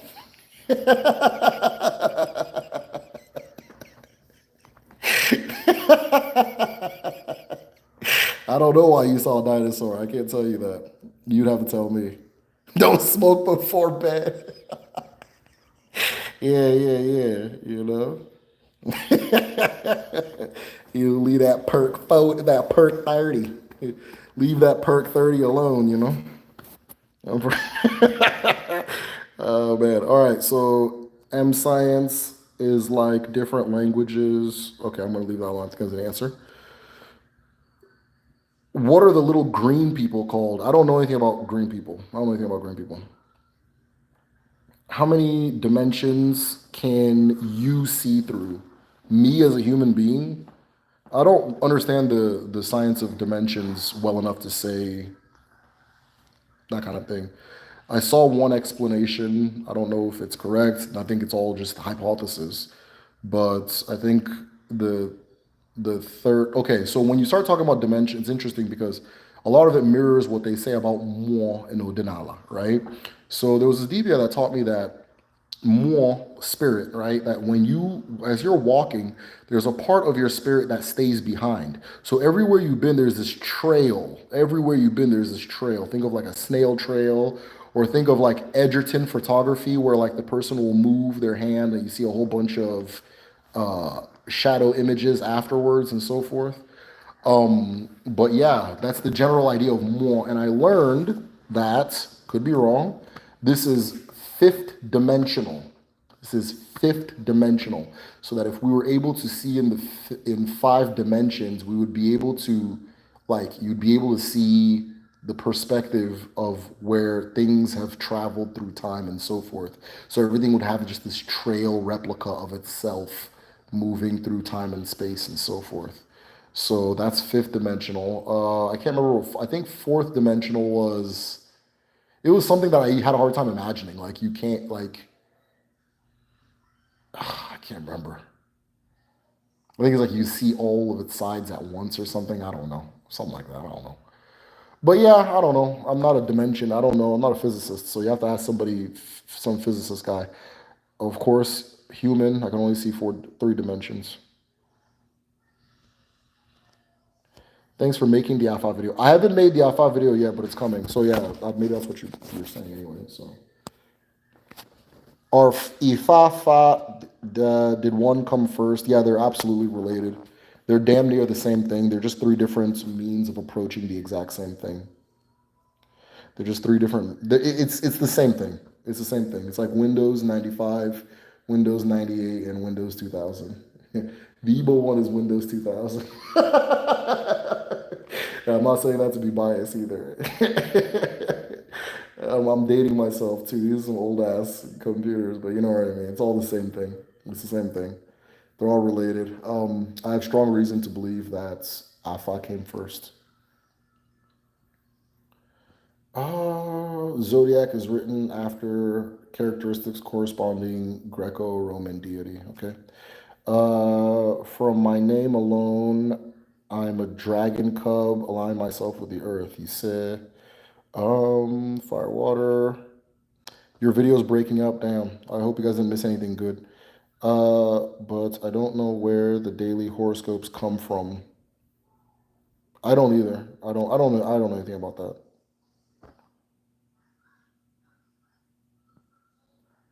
This one says it's a trap. Are there any moderators in here? Maybe. I don't know. I made somebody a moderator a long time ago. But I'm cool with trolls though. I don't care. Uh, oh, wait. Andrea's a troll? I was just asking a question about the dragon that I literally saw in my window. I'm not trolling. No, I don't think Andrea's trolling.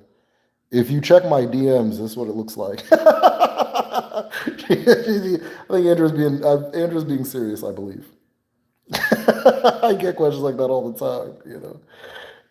But Andrew, you gotta leave that perk. You gotta get off that perk. Western karma is I do something good, then something good will return to me. If I'm bad, something bad happened to me. Karma being excuse for everything. Odinala perspective of it. Thank you. So the thing that looks most like karma, or my understanding of karma, I'm not like a Hindi guy or whatever. The thing that looks most like karma to me is Ofo na ogun. Ofo na ogun, right? Ofo na ogun doesn't say that if you do something good, good things will happen. If you do something bad, bad things will happen, right? But everything comes with a pact. Everything comes with a pact, right? So I always use the analogy of the apartment lease. If you move into an apartment, right, and you tell them, hey, or you sign the lease that says this parcel of the apartment is going to be your home. You're going to have certain inalienable rights within that home as the owner of that home for the given duration of time, right? Here are the rules: no pets, right? Okay, no pets. Cool. If you are living in that home, right, that agreement you made is called awful. It's called awful. So there is an awful that is tied to who we are as people. There is an awful that is tied to like your existential awful, right? There's awful that's tied to your profession, your gifts. There's awful that's tied to your relation. This relationship I have with my children is awful. The relationship I have with you guys is awful, right? Relationship I have with you guys is awful. I'm trying to think of who said, there was a quote where they're like, if you ever see me doing blank, know that I've been compromised or something like that. That person is telling you that they're all false, says that I can't do that thing. So if I'm doing that thing that's been broken, leave me, don't follow me, right? So I have an awful. There's the connection I have with your guys. If I get on my channel now and I start talking about 50-50 dates, right? If I start talking some bullshit, you guys might be like, okay, this is not why I came here, right? So back to the apartment. So the apartment lease is the all fault. That agreement is the all fault. The all fault gives you the power to have that parcel of space be your home and so forth, right? I'm trying to, yeah. So it gives you the power to have that partial of space be your home and so forth. But, it's too close. But if, okay, no pets. So let's say now you have pets in your apartment, right? Let's say you have pets in your apartment. Your apartment people can come and say, hey, you got to get out. You broke the agreement. You have to leave. If you as a human being appeal to justice, which our ancestors see justice as an element of nature, the way wind, fire, water, all that stuff is an element of nature. If you appeal to justice, or whatever arushi your society uses to channel the energy of justice, the spirit of justice, justice will say you cannot return into that home because you broke the agreement. You violated the awful, right? Two things. You can have a pet in there for 5-6 months. And if the apartment doesn't catch you, then that won't activate. The apartment can also catch you and not throw you out, right? All of that goes into it too. It's that when you are thrown out, if you appeal to justice is no, right? I think I broke up a little bit. Let me know if you can still hear me.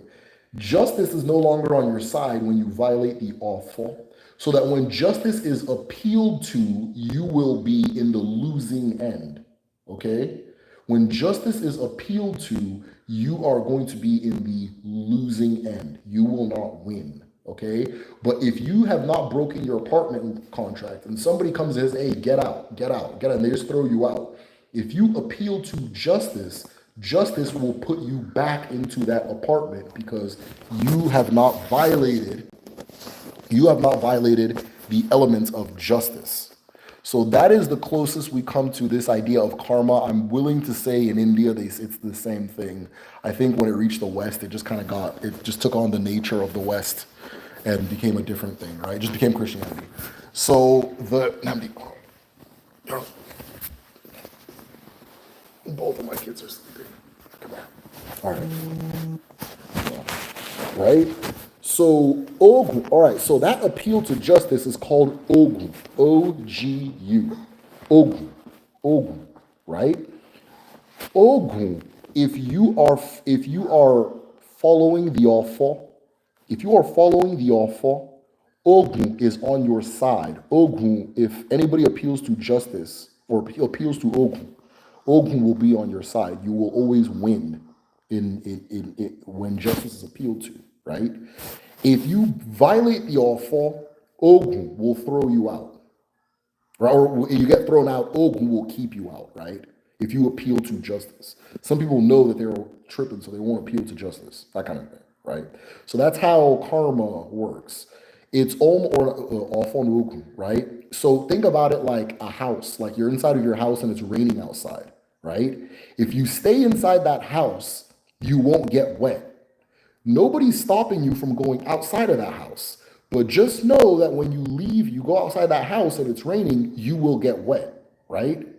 So it's you may go outside and it's perfectly fine weather, but you're outside. So if the rain comes, it's going to hit you, right? Our people say that there's an ilu that says that if an arrow, oh wait, if an arrow is fired, it is Ogun that will decide whether it hits you or not. If an arrow is fired, it is Ogun that will decide whether it hits you or not. If you are within Ofo, you are protected. There's an ilu that says Ofo kansi.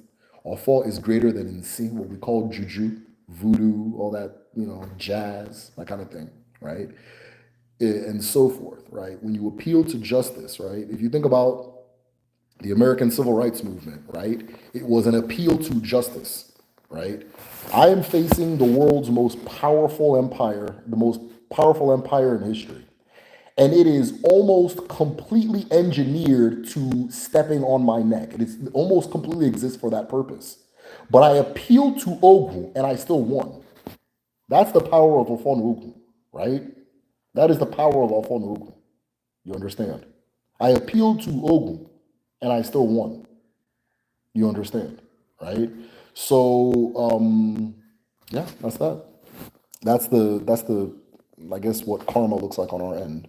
But I wouldn't call it karma. Sometimes I don't like doing those like culture crosses. I say this all the time because if I say Ogun is like karma, it'll put a box around Ogun where you can only understand it from the framework of karma. So don't do that.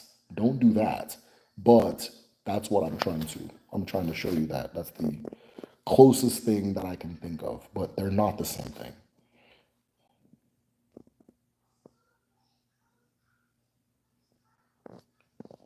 Then he'll get to the question. Yeah.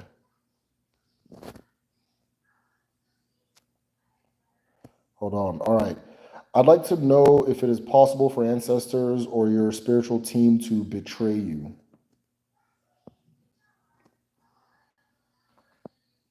I don't think so. I don't think so. You know how many ancestors you have?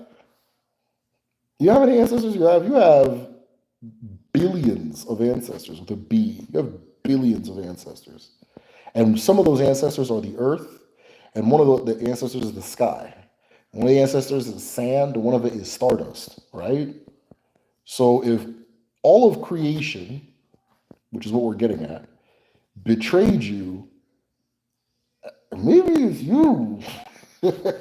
Maybe it's you. Maybe you weren't betrayed. Maybe you're the problem, that kind of thing. So no, I don't think it's possible for your ancestors to betray you. That doesn't make any sense. That doesn't make sense, right? That's like saying, is it possible for your leg to betray you? I don't know. Not really, right? Is it possible for your eye to betray you? Not really. When we say ancestors, we're not talking about like it's not like a bunch of ghosts floating around, right? It's you. It's you. That's the full you. That's the full you. That's the entire you. And there's more. If you look within yourself, that world is bigger than what's outside of yourself. It's bigger because all that stuff on the outside is in you as well. But you can go even further. You understand? So there's no way all of that can betray you. It doesn't make sense, right? It doesn't make sense. How does the initiation work in the medicine class? Yeah, so in the medicine class, there are 8 different things that a Debia does in the initiation process.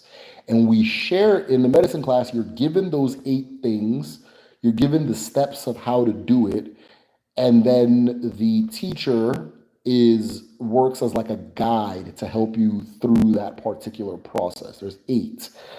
7, but then I've realized there's an 8 one that needs to be done too, right? Which for some people, right? And so you're given the guide, you're given like these are the things that are done, and then from there you do them on your own time, on your own accord. Please, if you're gonna sign up for the medicine class, it's not a rush. It's not a rush to do them all in one weekend or one day. It's not possible, right? But you're kind of just given a list of things that are done, and then from there and how they're done, and so forth. And then from there, you figure out how to make it work. So if you're interested, by the way, if you guys are interested in signing up for the traditional medicine class, it's going to be starting. The next session is in September. It begins late September. And so it's a very popular class. This last session, we passed the amount of like, I said, okay, 12 people. And then we passed that like almost immediately. And I was like, okay, let me just let whoever wants to sign up. And it's hard to manage a lot of people. So I'm going to be pretty tight on the number limit. So if you want to sign up, I'd sign up now. And if you're at the highest tier on Patreon, you're already signed up. So I'll do.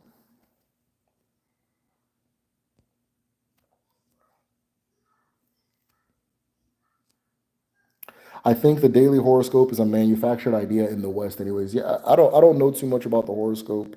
I know you guys aren't talking to me specifically, but I don't know too much about it. It's not something that it's never really been interesting to me. I don't know. I think it's got my dude. Choice of wisdom, spirit. What is God? Okay. I cared about the mask and the spirit. I'll do my. We shouldn't worship those things for reasons is a big deal. How much talking about?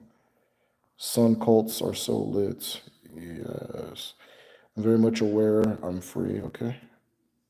So if this is off topic or you already discussed it, that's all good. Anything, just anything. Many of those who aren't necessarily Igbo but have ancestry practice it. Yeah, yeah. It's not. Yeah, it's not. It's not something that. Spend some time with it, and you'll realize that it's not something that someone can tell you not to practice, right? Because Odinala, okay, acknowledging your ancestors.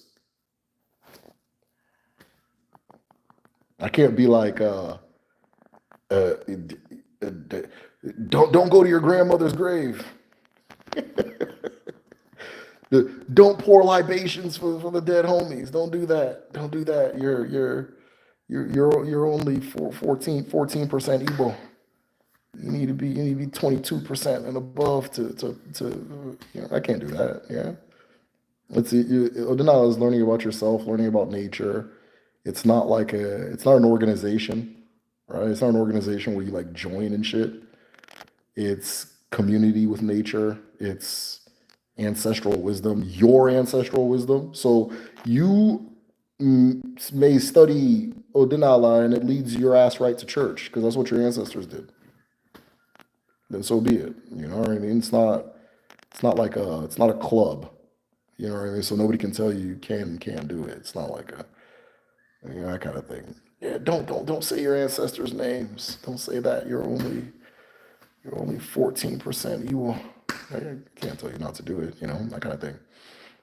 So yeah, it's not like it doesn't require like a blood quantum to do any of that.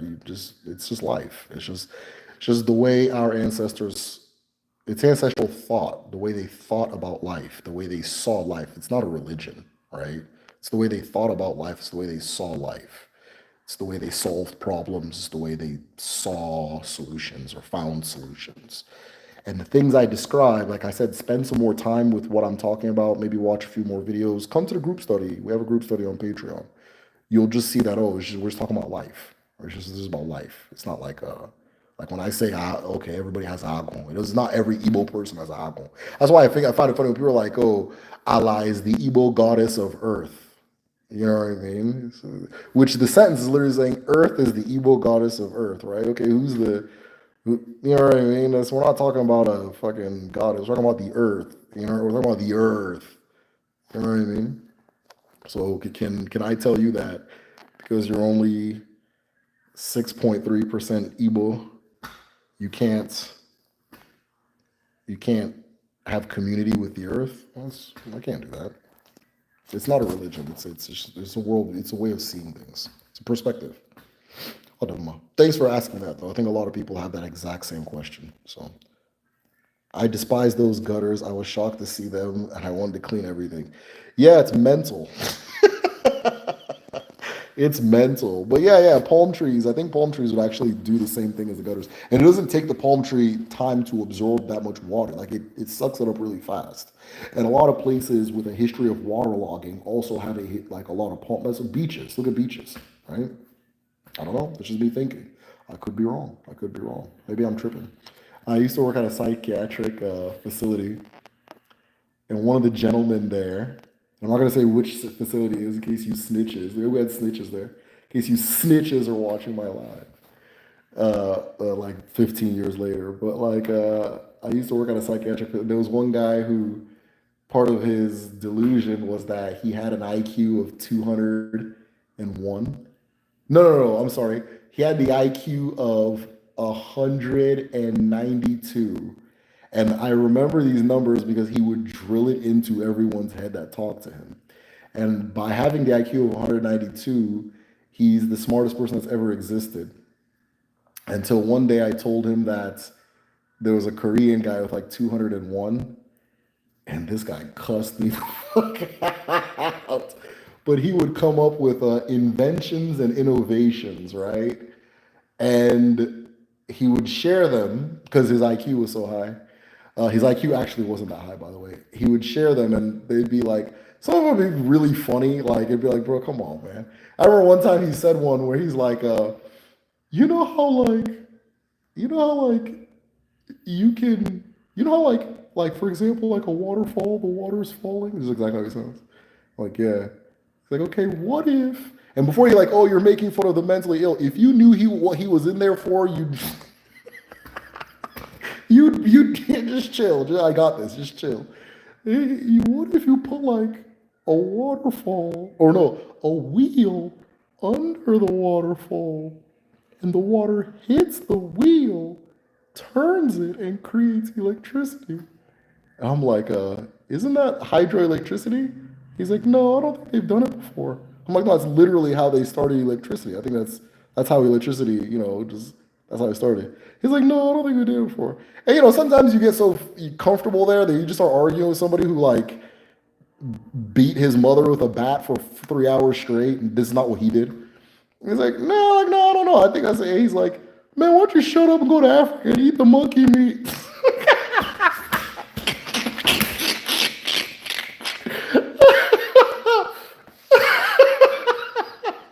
He told me to go to Africa and eat the monkey meat. I was like, yo, what the fuck? And so, yeah, anytime you debunk his inventions and innovations, he'd get really racist. But he was also he was also a Moor. He's a Moor. And one of his inventions, so this is, the reason I'm bringing this up is maybe my palm tree idea is one of these things, right? There was a flood, and he's like, what if you took like oatmeal and put it in the river and then warm it up so the oatmeal absorbs the flood water and you wouldn't have the issue of flooding? I was like, wouldn't that kill all the fish? He's like, dude, shut up, you don't know anything. Well, yeah, man. So maybe my palm tree idea is kind of like oatmeal, hydroelectricity and shit, you know. But but I can see it working. I don't see why not. The solutions are always in nature, you know. Yeah, dude's talking about. Well, why don't you go back to Africa and eat the monkey meat? I was like, yo, what the fuck? Oh man, yeah, man, he cooked my ass. The mentally ill always really. I remember one time I was in Houston. I was at a stoplight. And there was this one particular guy who was always trying to pester me for some reason. He was a homeless guy, and I just leave him alone. I ignore him. And he's like, Man, you just gonna look at me and not give me nothing?" I wasn't even looking at him. You're gonna look at me, just not look at me. You George Foreman looking at us. I was laughing so hard I almost got in an accident. And George Foreman.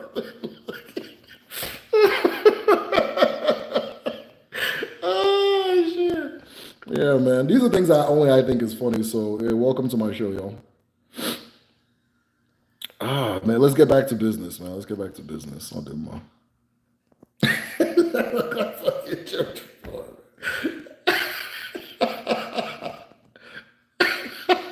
Yeah, every time he was always there, and then he knew that I thought he was funny, so he just would just try to just like provoke me. I remember one time I got out of my car, and he started running and laughing.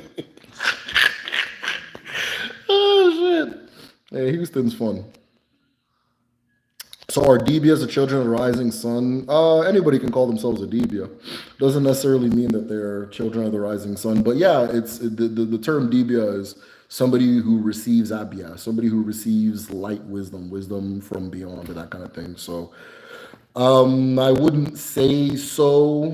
I wouldn't say some Debias are, some Debias aren't. Let me say that. All children of the rising sun are Debias. Not all Debias are children of the rising sun, if such people exist anymore. They did get frog. Penguins having fun is news. Yeah, yeah. White people always discovering some shit, don't they? Just like you just type in like scientists discover and just read the headlines. It's just stupid. It's like who's paying these people to do this? Like scientists discover that birds have taste buds. Like okay. Like, wouldn't you just assume that and then figure out they don't instead of figuring out they do? What would make you assume they don't? You know, scientists discover some shit people were doing in Australia for 20,000 years. You know? I don't mind. Let me stop yapping. Let me get serious again. I'm getting too comfortable. I'm in the garage, so maybe it's the car fumes. Modern world, Western world is created, existed by ignoring, warping, or destroying the world that's always existed. Yes, I agree. Bottling wine at the moment. Being she said, what if my mother was adopted? I don't know any of the family members. So whomever if you are adopted, that's your family. So that's who you're linked to. That's who you do your stuff through. Is whoever adopted you. Whoever calls you, whoever, yeah, if it was, but it's a formal adoption by way of the laws of the land you're in. It's not just like, this is my new family, we're all goth. All that weird shit Americans like to do. Like nobody wants to have a family anyway. Just fucking, I don't. Anyways, let me just leave it alone. Again, well, these things only I think is funny. What if my mother's adopted?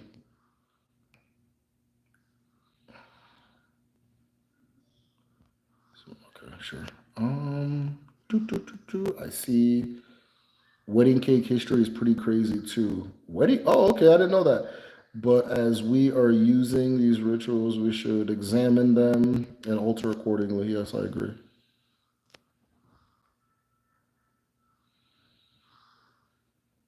Okay, you talk about ego more interested traits. Okay, yeah. So we actually just had a session on this in the medicine class for Kedu, the medicine class. So ego more is the term literally says relating to spirit, right? Relating to spirit or and that kind of thing. So it's a very soft way of saying some pretty hardcore stuff. But on the more higher ends of ego more, it's a whole class of arts. It's like a martial art, not a martial art, sorry, like an art form. And the art form is the ability to release the self and be occupied by spirit, or the ability to connect to spirit somehow, some way. So astral projection, Ekili, is a part of this. Is classified in this.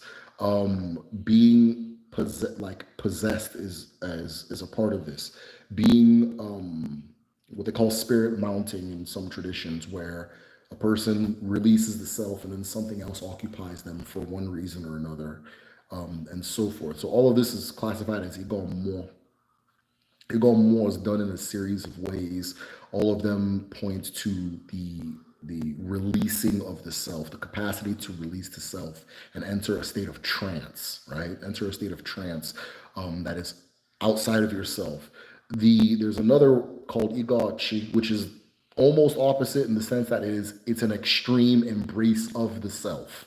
It is an extreme embrace of the self. It's an extreme. It's like you're like it's like awakening as opposed to sleeping. You know, you're sleeping, you go into the dream world. It's a weird place. Whereas when you're awake, you're heightening your alertness and that kind of thing. So it's just those are the poles of it. But you go more, right? So when you see masquerades, that's ego more. When you see things like astral travel, that's ego more.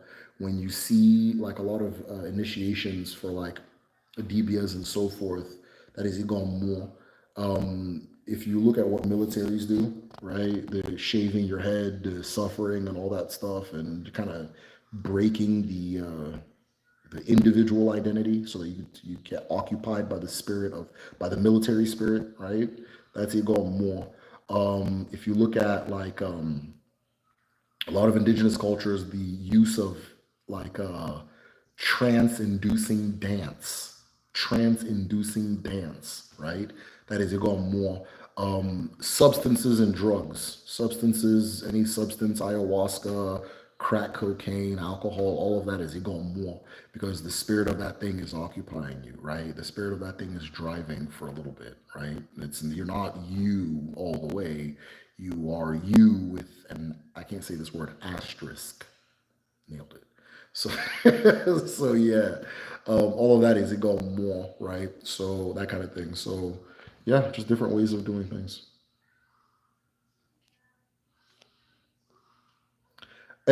Andrea, I'm just joking about the smoking and stuff. I'm just joking.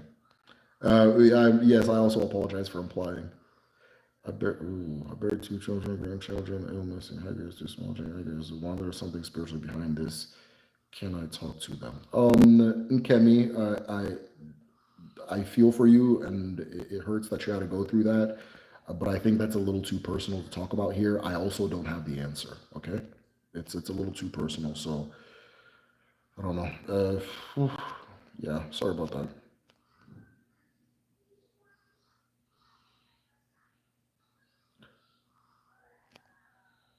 Have you talked to the family to see if you can make it? No, I haven't talked to them yet. I have began the process of reaching out though, trying to get a copy. LOL. Yeah, so I began the process of trying to reach out. I don't have high hopes. Don't get your hopes up. I don't have high hopes. I think the family makes it unavailable for a reason. So I'll learn what that reason is and I'll respect it.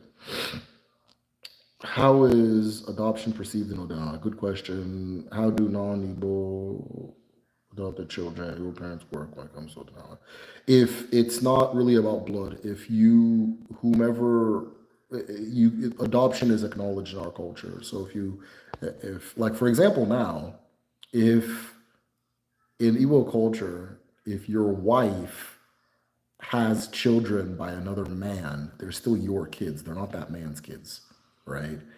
And it's because, how do I explain it? Adoption is acknowledged, yeah. So when you're adopted, that's your new family line. That's your new family, that kind of thing. But I mean like real adopt. Like sometimes I answer these questions and it's like, oh, okay, then me and my goth friends are now going to be family. No, that's not what I mean. I mean a real live ass adoption, that kind of thing.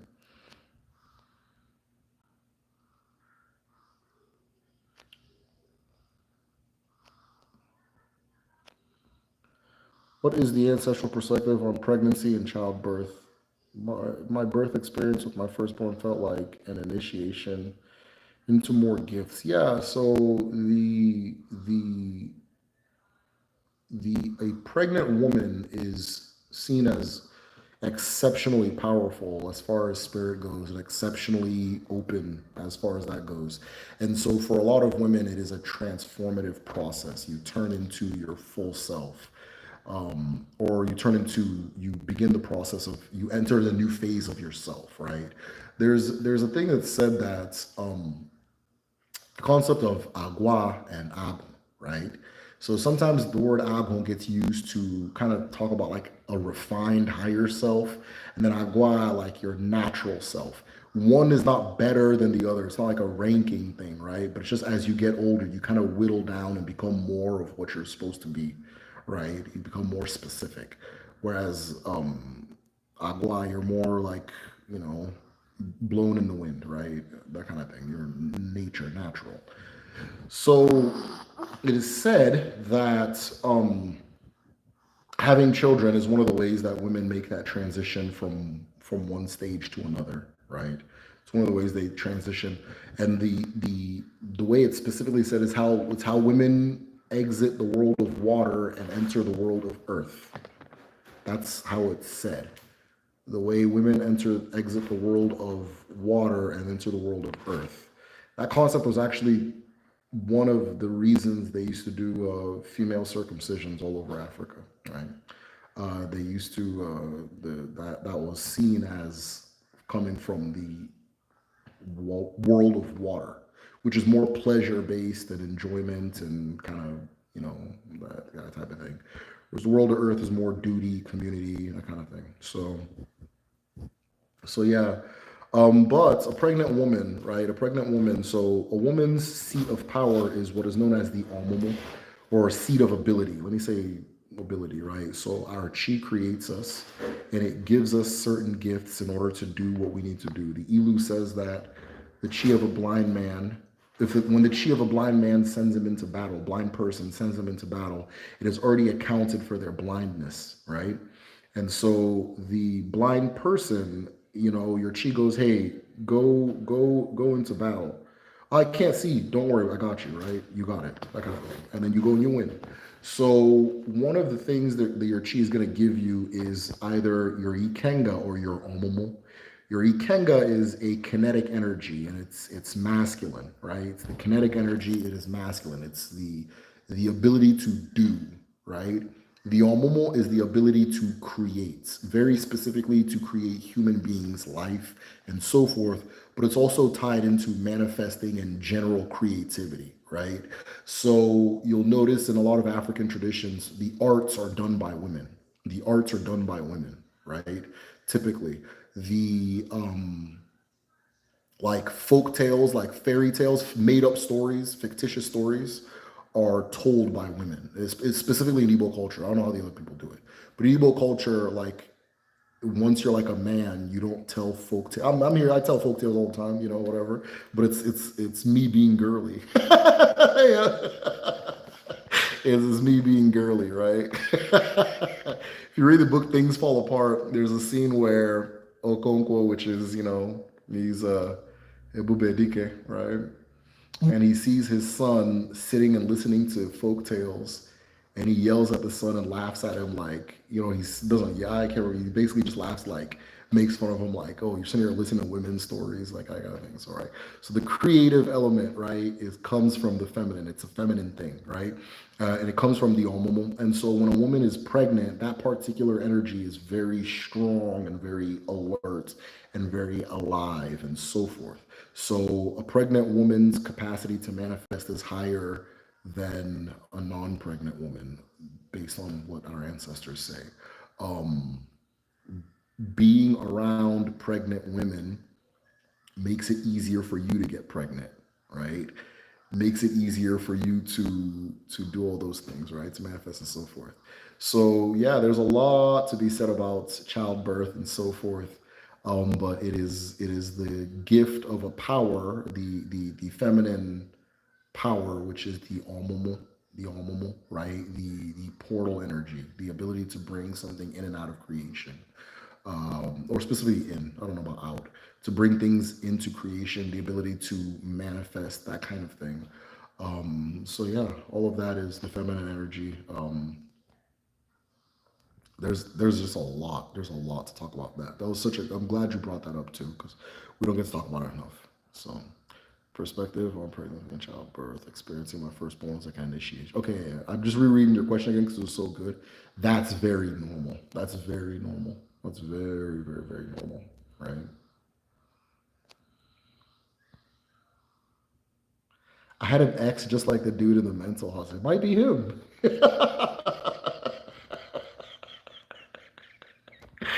Oh man, no, he was one of my favorite people in the world. But yeah, he'd just go. We would just, and the reason I'm telling these stories, it's so funny because if you work in that field, only people in that field can understand what you're saying. Because you're telling these people these stories, they're looking at you like, "Are you okay?" You know, that kind of thing. It's like, no, it's not like that. You're just kicking it. You gotta think you're just kicking it. And you're kicking it so much with this person that you kind of just forget that. Oh, okay, this guy thinks he's like a different species of hominid that has a very high IQ. He's not just a guy who thinks he's smart, right? And you're just talking to him, and then all of a sudden, you know, in the middle of talking, you're just like, oh, you're like, oh yeah, I forgot this guy's, the guy's out here, you know, that kind of thing. Yeah, I remember he used to think Kobe Bryant was. He used to watch basketball, and he just sit there and go, and then you go up to him and be like, "Hey, what's the score?" He's like, "Oh, I don't know." But he was really into Kobe Bryant. He thought Kobe Bryant was sending him messages of a sexual nature. And he also he because his admixture, he's like just 100% white guy. Because of his admixture, he goes like he thinks that we see him as a black person, and so he'd be like, you know, when I get out, I don't know, like, you know, I'm black like you, but I'm like more light skinned. So like, I don't know. This is 100% white guy. So picture like Zach Galifianakis saying this. Uh, I don't know if I'm gonna hang out with like the Mexicans or the blacks. You know, I'm just like, honestly, I think if you hung out with the black people, they no, I don't think anything would happen. He's like, yeah, I think you're right. And then like all the black patients would be in the corner laughing, like laughing, cracking up. And then you'll see him like across the room. He's like looking at it. He's like, and then like he'll stand up and walk a little bit, but then he'll sit down a little bit closer to them and watch them. They're laughing. And then, you know, they're still laughing. He gets up and walks a little bit closer. And then within like 20 minutes, he's in the middle of the crowd, just like, he doesn't know what's going on. Oh, shit. Anyways, I miss all that shit, man. It was fun. Also happens in the Bench Wars and Wars. You just don't understand. Sure. Yeah, he be seen posted up with the blacks. And he just, you guys ever see that meme where it's like Drake and everybody's laughing? He's kind of looking around like, wow, they really like me, you know? It's like,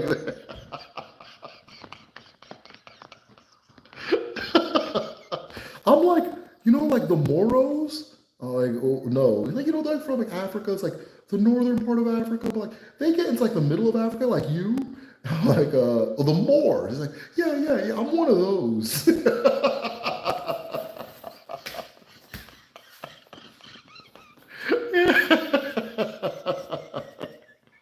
He's like, hey, you remember like in the Big Pimpin' video? Remember the guy that like, you know, like he sticks his tongue out, he's got the horns, and I'm like, funny enough, yeah, I do remember that guy. He's like, yeah, dude, like when I was really out of it, he like opened the roof of my ceiling and started pouring rhinoceros shit on me.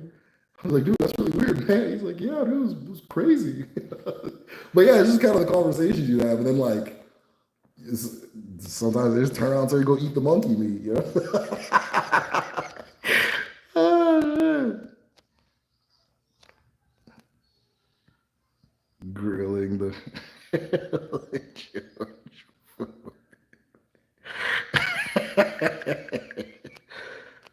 from a former mental ill patient, I approve and certify this story. Yeah, you know. I'm telling, this is real life stuff. How can you trust someone to do a definition for you? I don't know what you mean by definition, like a divination. If you don't trust them, don't do it. It's not by force. If you don't trust them, don't do it. In fact, you not trusting will make it not work. It's cousin Cody. Dude's got the Moros. Guys, I'm not seeing any more questions. I think I'm the one that took it off topic anyway. I'm just remembering my boy. There's, he's, he, you know, like, I'm a pretty tall guy. I'm like about like 6'3", but like, I'm actually an infant. Like, my species, I'm an infant. And like, when I get a lot older, like, I'll be a lot bigger. Like, as of right now, my tooth is like 20 times thicker than a Homo sapiens. I was like, okay, that's cool, man. Hey, bro, you gotta line up and go eat. All right, man, no problem. That was my boy, man. Very violent fool, too. I'm laughing here. He was an asshole. If we covered the cake thing, then I'm tapped out. Okay, I think we're all tapped out. I just see a bunch of hearts floating and I appreciate them. So, all right, guys, I think we always end at the exact same time. I start getting loopy and talking bullshit. So,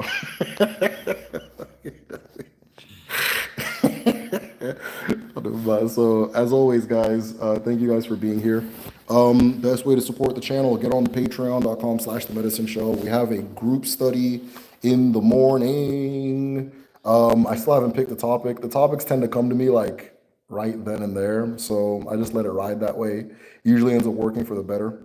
But it's always a good discussion. So yeah, get on the group study. If you haven't done it before, just go and jump in, and you'll see what I'm talking about, because it's like I said, it's one of my favorite parts of the month. But otherwise, yeah, if you're shy, we have we have on Patreon we have the medicine library. So it's just hundreds of books on these topics. They're all organized by topic, articles, studies, things like that. I have an entire book on like how to do astral projection, for example. For the person that was asking about you go more, there's an entire book on it in there on astral projection. I have like books written by Debias and Zis, things like that, like people who are experts in the field. I even wrote something. I wrote and put something there too. It's kind of like a how to pray guide and how to do eulogy. And then yeah, for those of you who maybe you feel that your path is to become a healer, we have our traditional medicine class that's starting in September.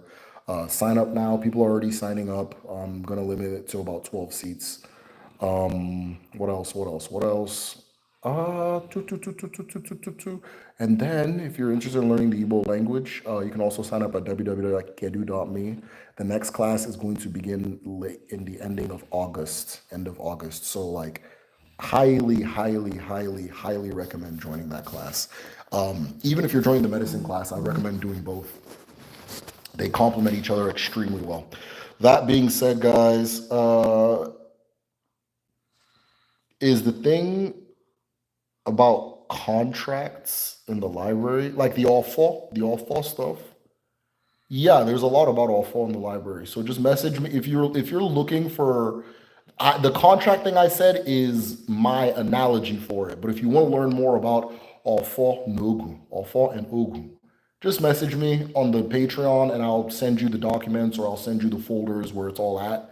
I'll put a reading list together for you, and so I'm kind of like a librarian in there, right? So whatever you need, just message me. But yeah, there's a ton on that. It's all in there. Okay, let me see if anybody else sent me a message before I go. What happened to good and bad topics we talked about? I don't. All smiles be. I kind of don't understand the question. Maybe you're not asking me. Okay. All right. Anyways, I was saying, uno geto, nke ọbụla unu tiri aka, ọ ga-adị n'ụwa, ọ ga-adị otu a na-eke, n'oriri, n'afọ, ise.